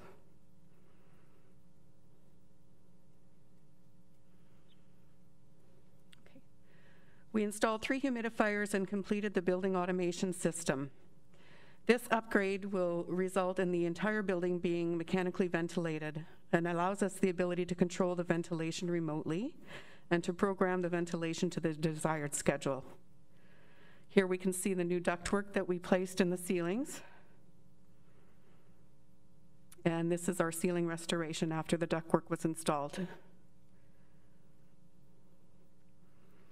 Here's our new humidifier for our air system.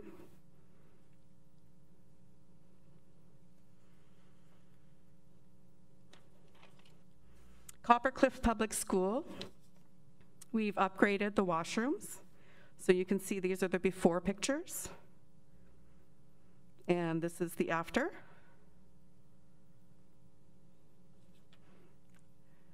We completed the concrete stairs and walkway replacement at each entrance of the building.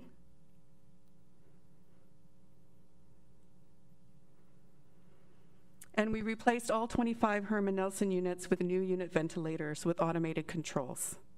This is what the unit ventilators looked like before, and they were not functioning properly. And these are our unit ventilators after.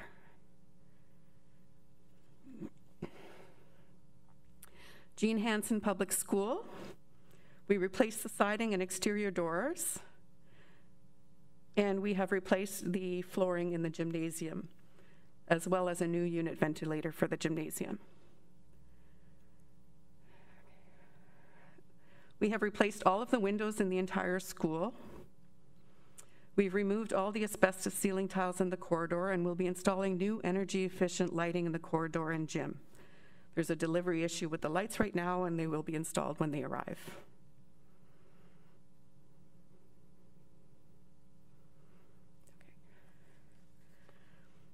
Lansdowne Public School.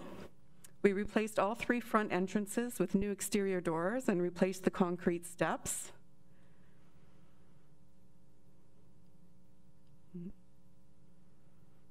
We are in the process of improving the play area in the back with a new basketball court, new play area, new stairs and walkway. So this is ongoing today. And we installed some new catch basins to ensure proper drainage to the site. So we installed new lockers throughout the school.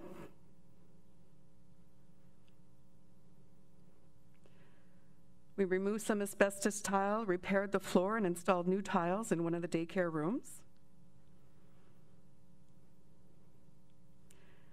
This is a storage room upgrade that we also did.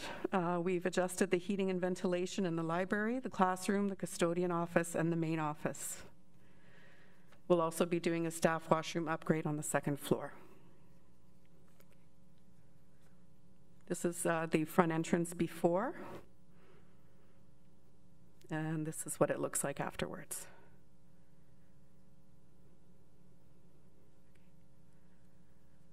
LaSalle Dome Field House. The shell of the field house was put up by a contractor, and this is what we started with. The interior work, including the plumbing, the lighting, and the carpentry work, was done by our own internal maintenance staff. Paolo Buridelli, our project coordinator, and Craig O'Kane, maintenance supervisor, oversaw the project. So you can see this is the completed change room and one of the washrooms. The front desk, and then the main area that's complete. And if you look at the door on the right hand side, that's where you go through to get through the tunnel and into the dome.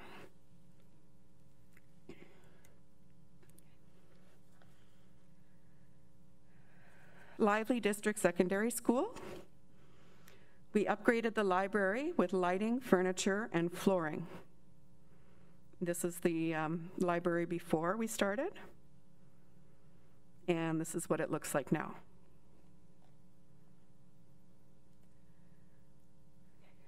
We replaced the unit ventilators.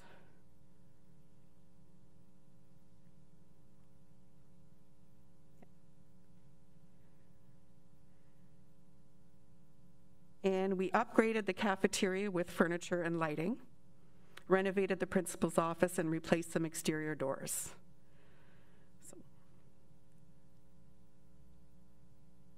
We also upgraded the electrical and installed a new rooftop unit for the gym.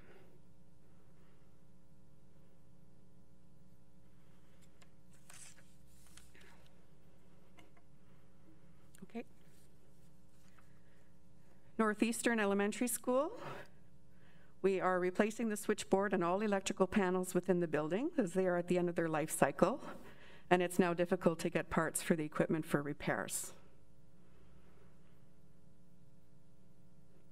This is the new panel and the electrical wiring to the panel. Also, we replaced the fire pump system as the existing pump station was not operational, and we need to have a working standpipe system as per the fire department orders. So again, you can see the fire pump system before and the booster pump, and this is the system now with the new water lines and the new piping to the fire pump.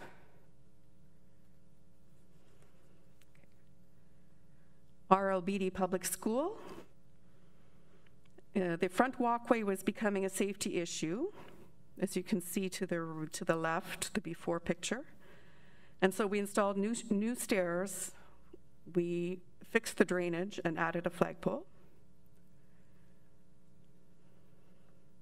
We installed a new ERV unit, which is an energy recovery ventilation system, to supply ventilation to 18 rooms in the school. We had to do some reinforcement of the roof in order to accommodate the unit. And here we can see the new ductwork in the ceilings. And then the new ductwork going to the classrooms.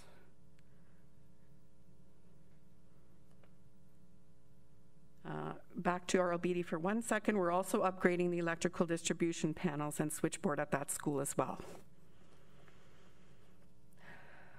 So, Chelmsford Valley District. We installed new ventilation in the auto shop and various classrooms.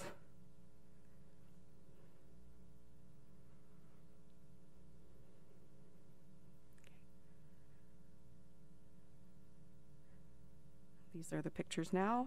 And we've also upgraded the family studies room. You can see the before and after as well. Okay. Llewellyn Park Secondary School. We installed new windows at the front of the school.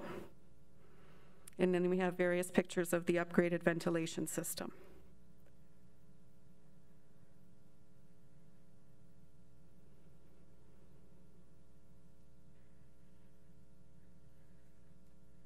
Okay. And the ventilation units that we've put in individual classrooms, we've installed over 50 individual classroom ventilation units at 12 different schools throughout the board. So in addition to these projects, we're also installing mechanical ventilation at Manitoulin Secondary School and installing a new rooftop unit for the auditorium at Sudbury Secondary. They are still a work in progress. So the total cost of all of these projects combined is approximately $16 million. And I'd just like to take the opportunity to thank Paolo Baradelli, our project coordinator, for having managed the majority of these projects efficiently and effectively under tight timelines, especially with COVID back orders and equipment delays. He did and is continuing to do a great job. And that concludes my presentation of projects for this year.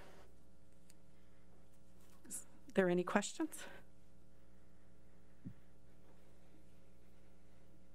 Thank you very much. Are there any questions? Trustee Morrison. Just a quick again, thank you. Thank you, Natalie. Thank you, Dennis, and thank you to the facilities department.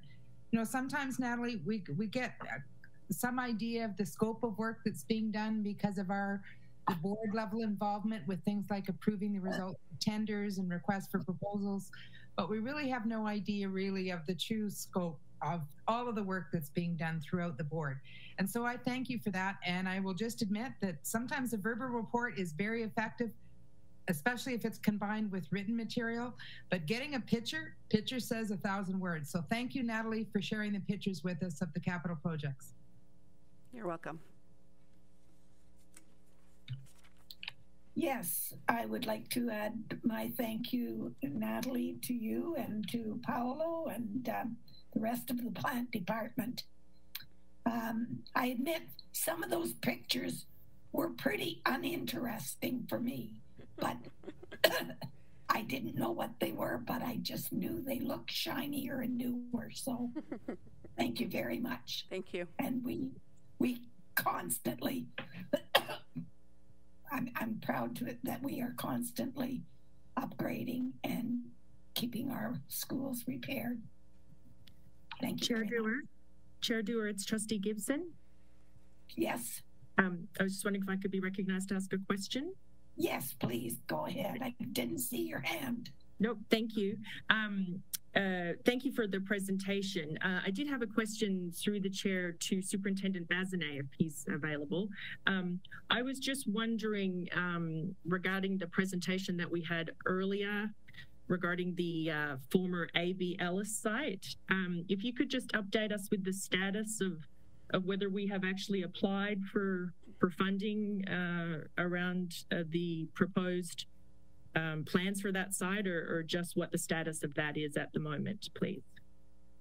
Could I please request that we Trustee Gibson, could I ask that you keep that question until we move into a venue where we are discussing the presentation?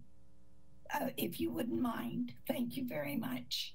Oh, my apologies. It wasn't regarding the presentation. I was just wondering if there was an update. I thought that would be public information, but we can defer till then. Thank you. Thank you so much. I appreciate it. So moving on to the OSTA fees, we have a motion that the 2021-22 membership fees in the Ontario Student Trustees Association be approved. I need a mover, Trustee Hunda, seconded by Trustee Clement. And I just want to draw the attention of all of the trustees to the vast amount of information that was included. Michael, thank you very much. We've got all that information in our backup, and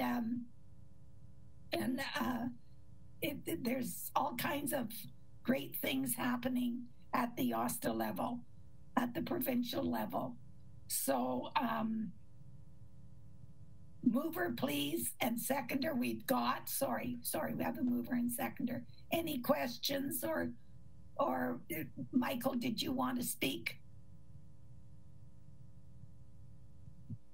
Thank you, Chair Durer. I just want to say, I'm super glad you guys are going with the membership, and I'm really excited to be able to attend FGM as well, hopefully, if it's going to be able to be in person.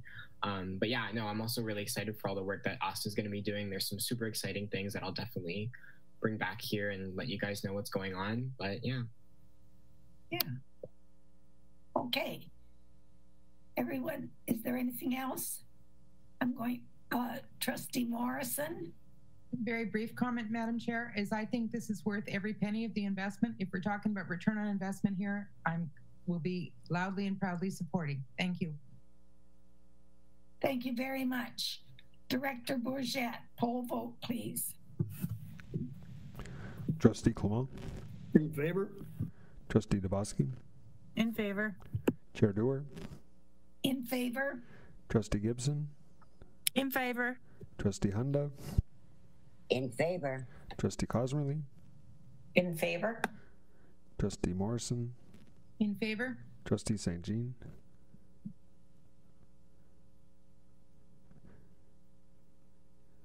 Trustee Stringer. In favor. Student Trustee Yao. In favor. Motion's carried. Motion is carried. Thank you very much. Current expenditures borrowing resolution. Motion that the current expenditures borrowing resolution as attached be deemed to have been read 3 times and approved. Moved by Trustee Cosmerly. Well, okay, you're not going to move it? Could we have a mover first? No, sorry, Madam Chair, you missed a motion. Oh, gee, did I? I'm so sorry. Thank you. Which I can move the other one after, but I was raising my hand because we had forgotten a motion. Yes. Well, which one is it? About the attendance for Student Trustee Yao at the OSTA Fall General Meeting. You're going to have to read it out for me. I don't have it. I don't know why I missed it. Okay, I can read that. That the board approved the attendance of Student Trustee Yao at the OSTA Fall General Meeting, November 4th to 7th, 2021 in Toronto. Moved by Trustee Hunda, seconded by Trustee Stringer. I should speak in favor of that. I highly approve of it. I am so sorry. My sincere apologies, Trustee Yao, for having forgotten that. I just don't have it anywhere on my papers. Poll vote, Trustee Bourget. Trustee Clement. Yes, thank you, Madam Chair. I have my hand up there. I guess we can do this way, or make an amendment that says if the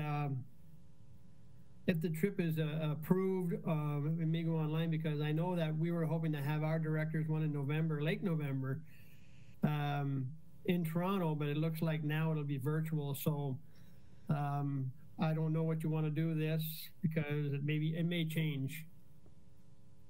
But thank you very much. But I don't, sorry, just my understanding is that we are approving his attendance, whether it be in person or whether it be virtual. We are approving his attendance to that conference. So I'm going to call on Director Bourget to do the poll vote, please. Thank you, Chair Dewar. Trustee Clement? In favor?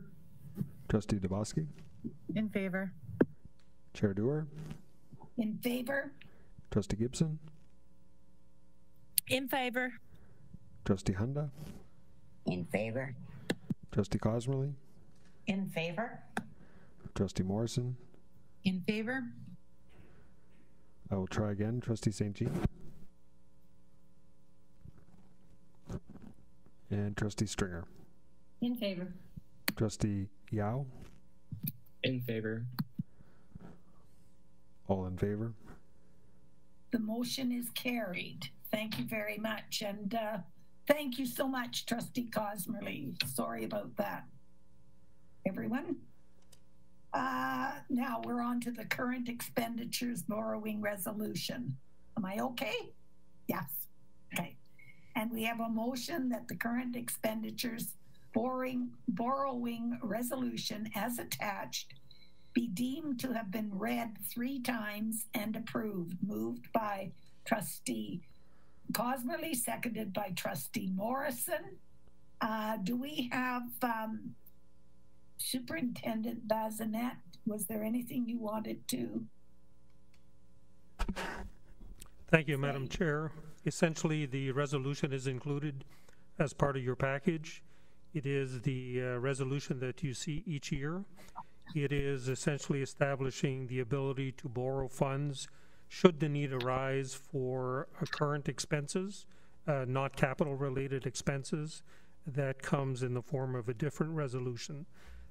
We have yet, in my 5 years, to need this borrowing ability. However, just in the event that there is a timing issue with receiving any revenues from the Ministry of Education, it allows us to cover our short-term needs. Thank you. Thank you very much. Director Bourget, poll vote, please. Trustee Clement? In favor. Trustee Dubosky? In favor. Chair Dewar? In favor. Trustee Gibson?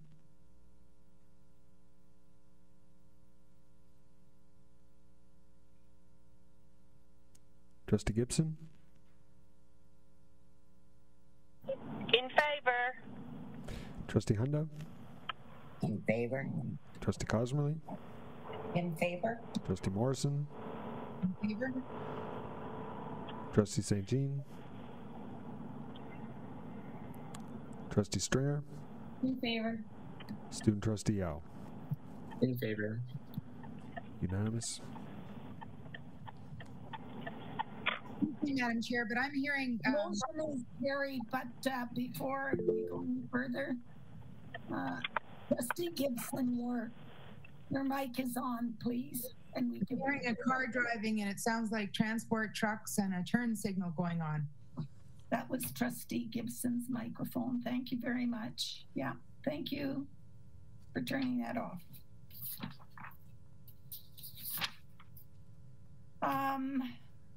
There are no absences. Director's remarks. Thank you, Chair Dewar. Please let me begin by acknowledging our staff and students on a successful return to school and thanking our families for their ongoing support. We prioritize safety, mental health, wellness, and belonging, which provided a strong foundation for learning, and are now moving forward with assessments to provide interventions for students who require support. Interventions supplement the good teaching practices that occur in our classrooms daily. Of course, literacy and numeracy remains a priority, as these skills are essential for success in all subject areas. Mental health and well-being will continue to be a focus throughout the school year. Just today, we met with school administrators to review the focus for the Professional Learning Day on October 25th. Staff will receive more resources to support a culture of well-being and wellness as we continue to create a sense of safety, calm, self-connectedness, and hope for all students. As Chair Dewar indicated at the start of the meeting, on Thursday we recognized the very first National Day for Truth and Reconciliation. On this day, our staff and students will wear orange and continue to learn about residential schools and their impact on generations of people. Orange Shirt Day began in 2013 under the vision of Phyllis Webstad, who had her orange shirt taken away from her when she entered residential school. It is a recognition that every child matters. When we wear orange, we honor the residential school survivors and their families, and we remember the children who did not come home. I encourage all students and staff to wear an orange shirt on Thursday to show we care and to acknowledge our past as we work together on truth and reconciliation in Rainbow Schools. Our schools have planned many ways to mark this day with meaning. We will post information on the board website. Here at the Center for Education, our very own Hazel Fox Recollett has planned a sunrise ceremony to bring us together to respect the day. Everyone is welcome to join us at 408 Wembley Drive. In addition, I'd like to express my gratitude and our gratitude to our facilities staff for their outstanding work in making our schools safe and inviting places for our students to work and learn. We recognize the importance of this essential work that you do each and every day and night to support our schools. In addition, from September 18th to 26th, we celebrated National Coaches Week in Ontario. Sincere thanks to our staff and volunteers who give their time and expertise to create valuable opportunities for our students to learn and grow through sport. We have heard that the resumption of school athletics has had a tremendously positive impact on the mental and physical well-being of our students. I'd like to take the opportunity to send congratulations to Mr. Colin Ward of Llewellyn Park Secondary School. Colin was recognized with the School Sport Award by the Coaches Association of Ontario.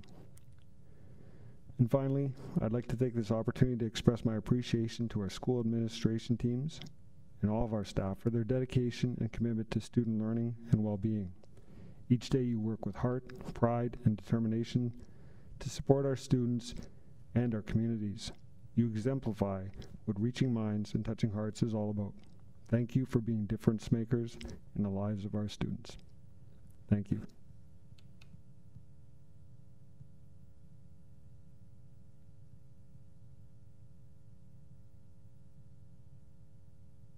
Once again, sorry, I thank you so much, Director Bourget. Sorry, my screen just disappears on me every once in a while.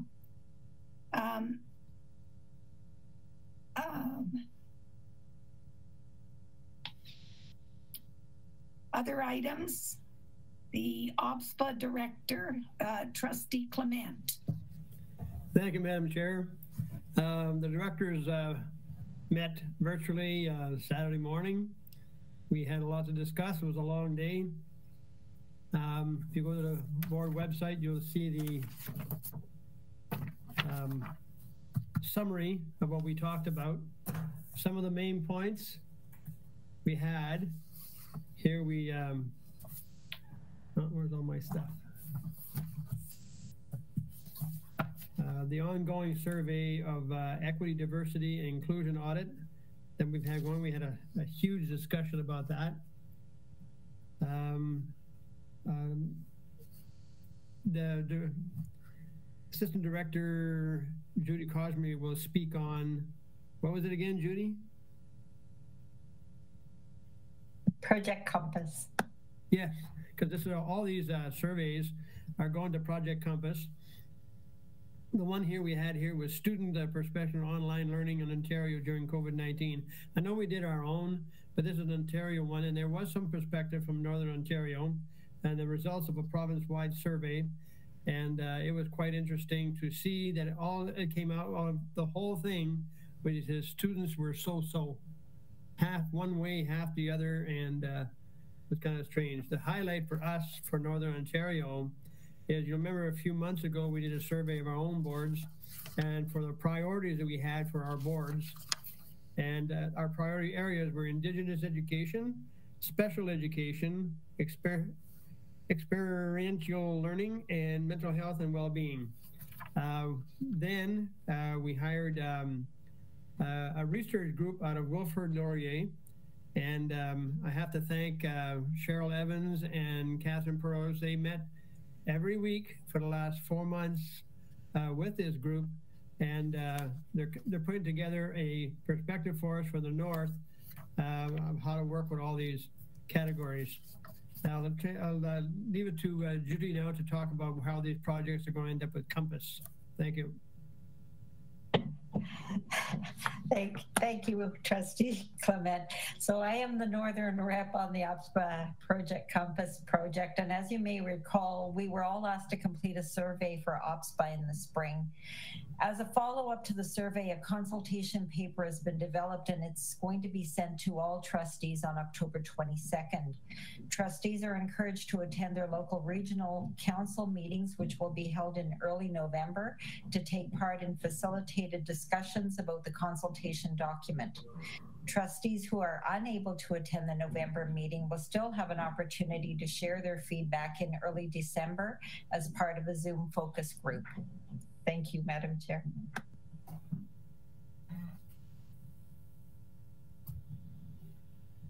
Thank you, Madam Chair. Thank you, Judy. And the only thing I know about this also, this Compass Group 2, the big discussion was that they felt there was not enough discussion and has been pushed back to April instead of February. Thank you.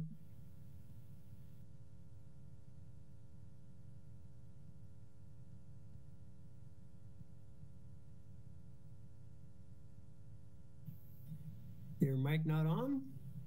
Yeah, it disappears. Sorry, I have this horrible problem whereby it's the whole screen just disappears on me. But there it is. I'm back. Thank you very much, Trustee Clement and Trustee Cosmerly. Student Trustee Yao, did you have anything you would like to report back to, please? Thank you. Yeah, I think I'd just briefly touch on just thanking you all for my smooth transition back to school. The past couple of weeks have been really, really great. It's great to see all my friends. It's great to be in-person learning. It's definitely so much easier than last year, I must say. It's definitely great to be back in person. So you guys definitely made that so much better for all of our students. All my friends as well are saying that they're really enjoying being back in school. I'll also just say that I had the first student senate meeting on September 13th, and Trustee Hunda was there, as well as Chair Dewar. I believe Trustee Clement was there as well, and it was super, super successful. I mean, it was our in-person student senate meeting, so the amount of discussions that we were able to have was amazing. I mean, we talked for a very, very long time. We almost went over the limit there, but no, it was a great student senate meeting, and I'm really excited to work with everyone, all of the students, and hopefully do some great things this year. I also just have a quick question regarding the schools boards sign up for the FGM meeting in November 4th to 7th. I know that there's a form that was, I believe, shared with you guys. I got the student trustee form. I'm just wondering who would be filling out that form, and because I know the deadline is October 11th, I'm just wondering about that. Chair Dewar, would you like me to respond?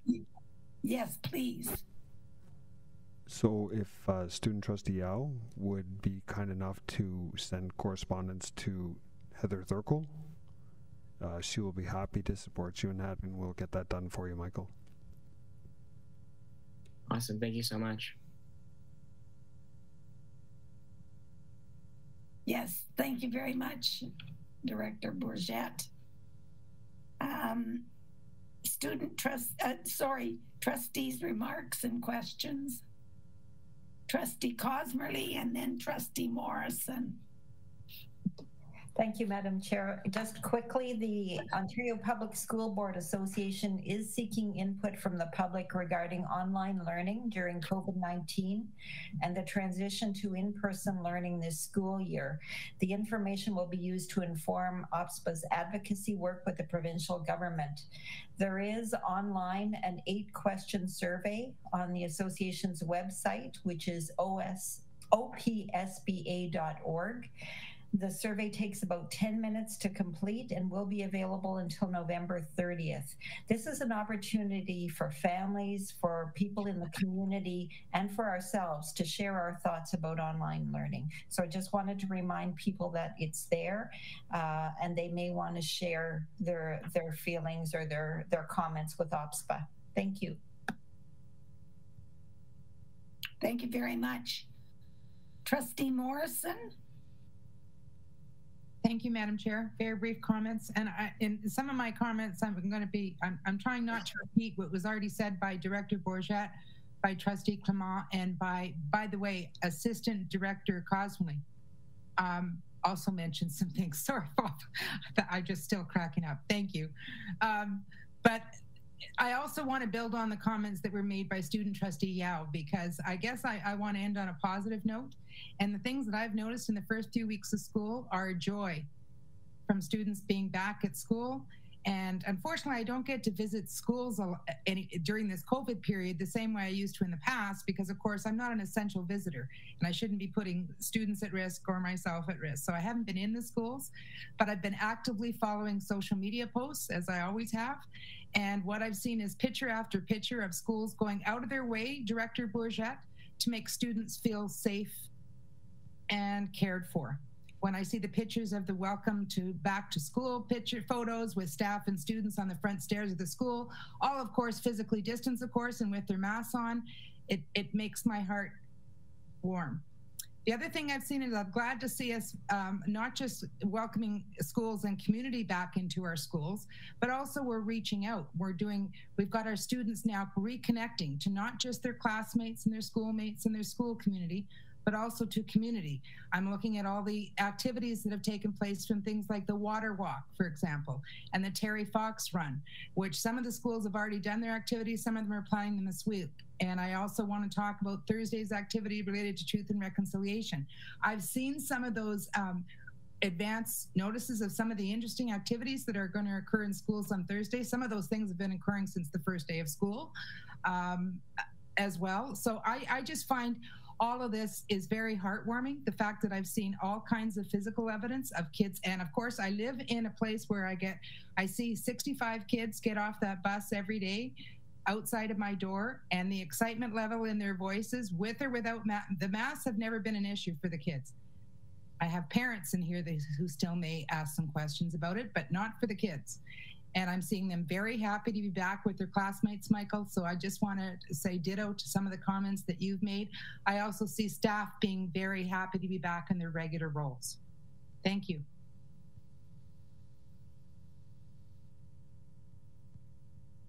Trustee Hunda. Thank you, Madam Chair. I just want to add my words to that too. As you're all fully aware, I still have 4 grandees that are involved in all levels of our school. And I'm pleased to share with you how much I'm noticing that they're coming around. Things were, I would have to admit, during the winter, pretty grim. They were pretty rough on the kids. And to see them so excited, to be so happy, to be back at school, to see them so eager to get those that are old enough for their vaccinations. We couldn't get them there quick enough, their decision, thankfully. And I also had the opportunity, I share with Trustee Morrison, I spend a lot of time in schools, as most of you know, and I've missed that a lot, but I did have the opportunity to take part in one of the back to school open houses when my grandson made his transition to high school. And not only are the students happy, but like it was, you could feel the excitement with the staff, how thrilled they were back to be back, looking forward to being face to face with their students, and the ideas they had, and how much work the school community put into those welcome houses and open houses. And I want to just thank them for that. I know it's been tough. It's been a long, long road. It's still a little bit scary out there, but I think we're doing a super job.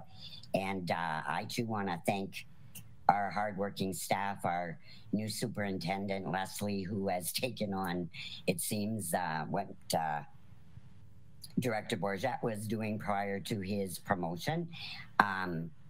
I got a few of those late night calls from Mr. Bourget and some of the principals. So I know how much time that takes from you. I want to thank you all for the successful back to school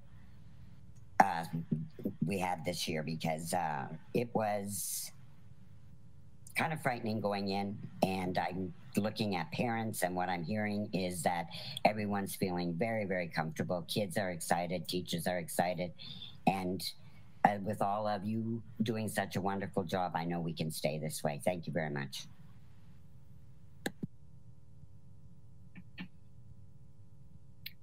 I'm just checking to make sure that I have recognized everybody who wants to say something.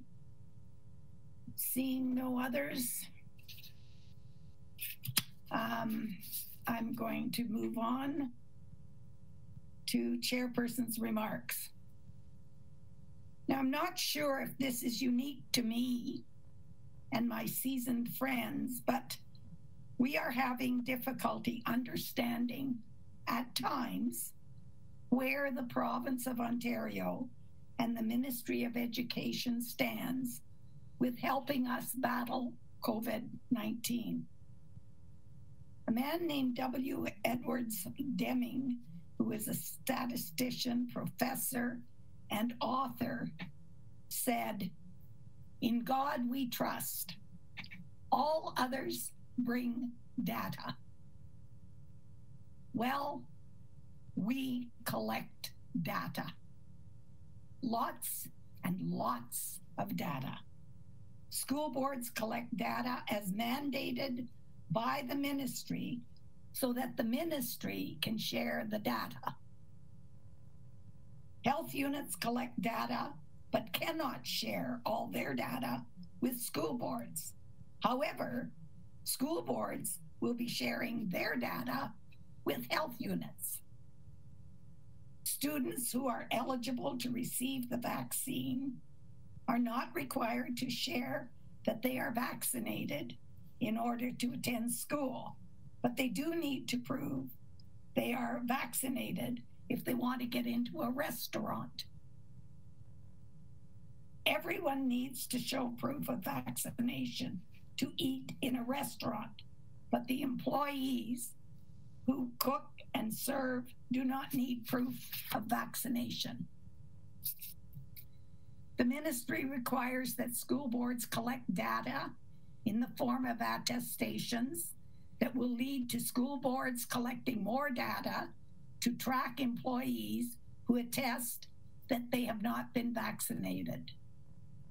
The ministry then requires school boards to collect data on the rapid testing that the ministry required boards to have collected through attestations. And to think that I still have to look up all the data on who, why, where, and how COVID-19 is spread. American economist Greg Thaler said, "Contact data ages like fish, not like wine. It gets worse as it gets older. not better. Thank you. We have some reports under information and proposals. Two SEAC minutes, May the 5th and June the 2nd, and they're there for you to take your time and read over. I want you to especially take a look at the future meetings. We have some corrections that I'd like to bring to your attention. The Student Senate meeting is not October the 5th, it's October the 4th. The Special Education Advisory Committee is on the 6th, not the 7th, but the 6th. The Strategic Planning Committee meeting is on the 12th, not the 13th, but the 12th. I believe that's it. I have a question for someone that might be watching on equity and inclusion. That November the 5th, I think that's a Friday, and I don't think we would normally have a committee meeting on the Friday. So we might have to get that information out to you later. Once again, I want to thank everyone, our staff, of course, and thank you, trustees, for recognizing the tremendous amount of work that our staff does. Your recognition is important. Thank you very much. That we do now adjourn. Moved by Trustee Morrison, seconded by Trustee Clement. We'll just wave goodbye.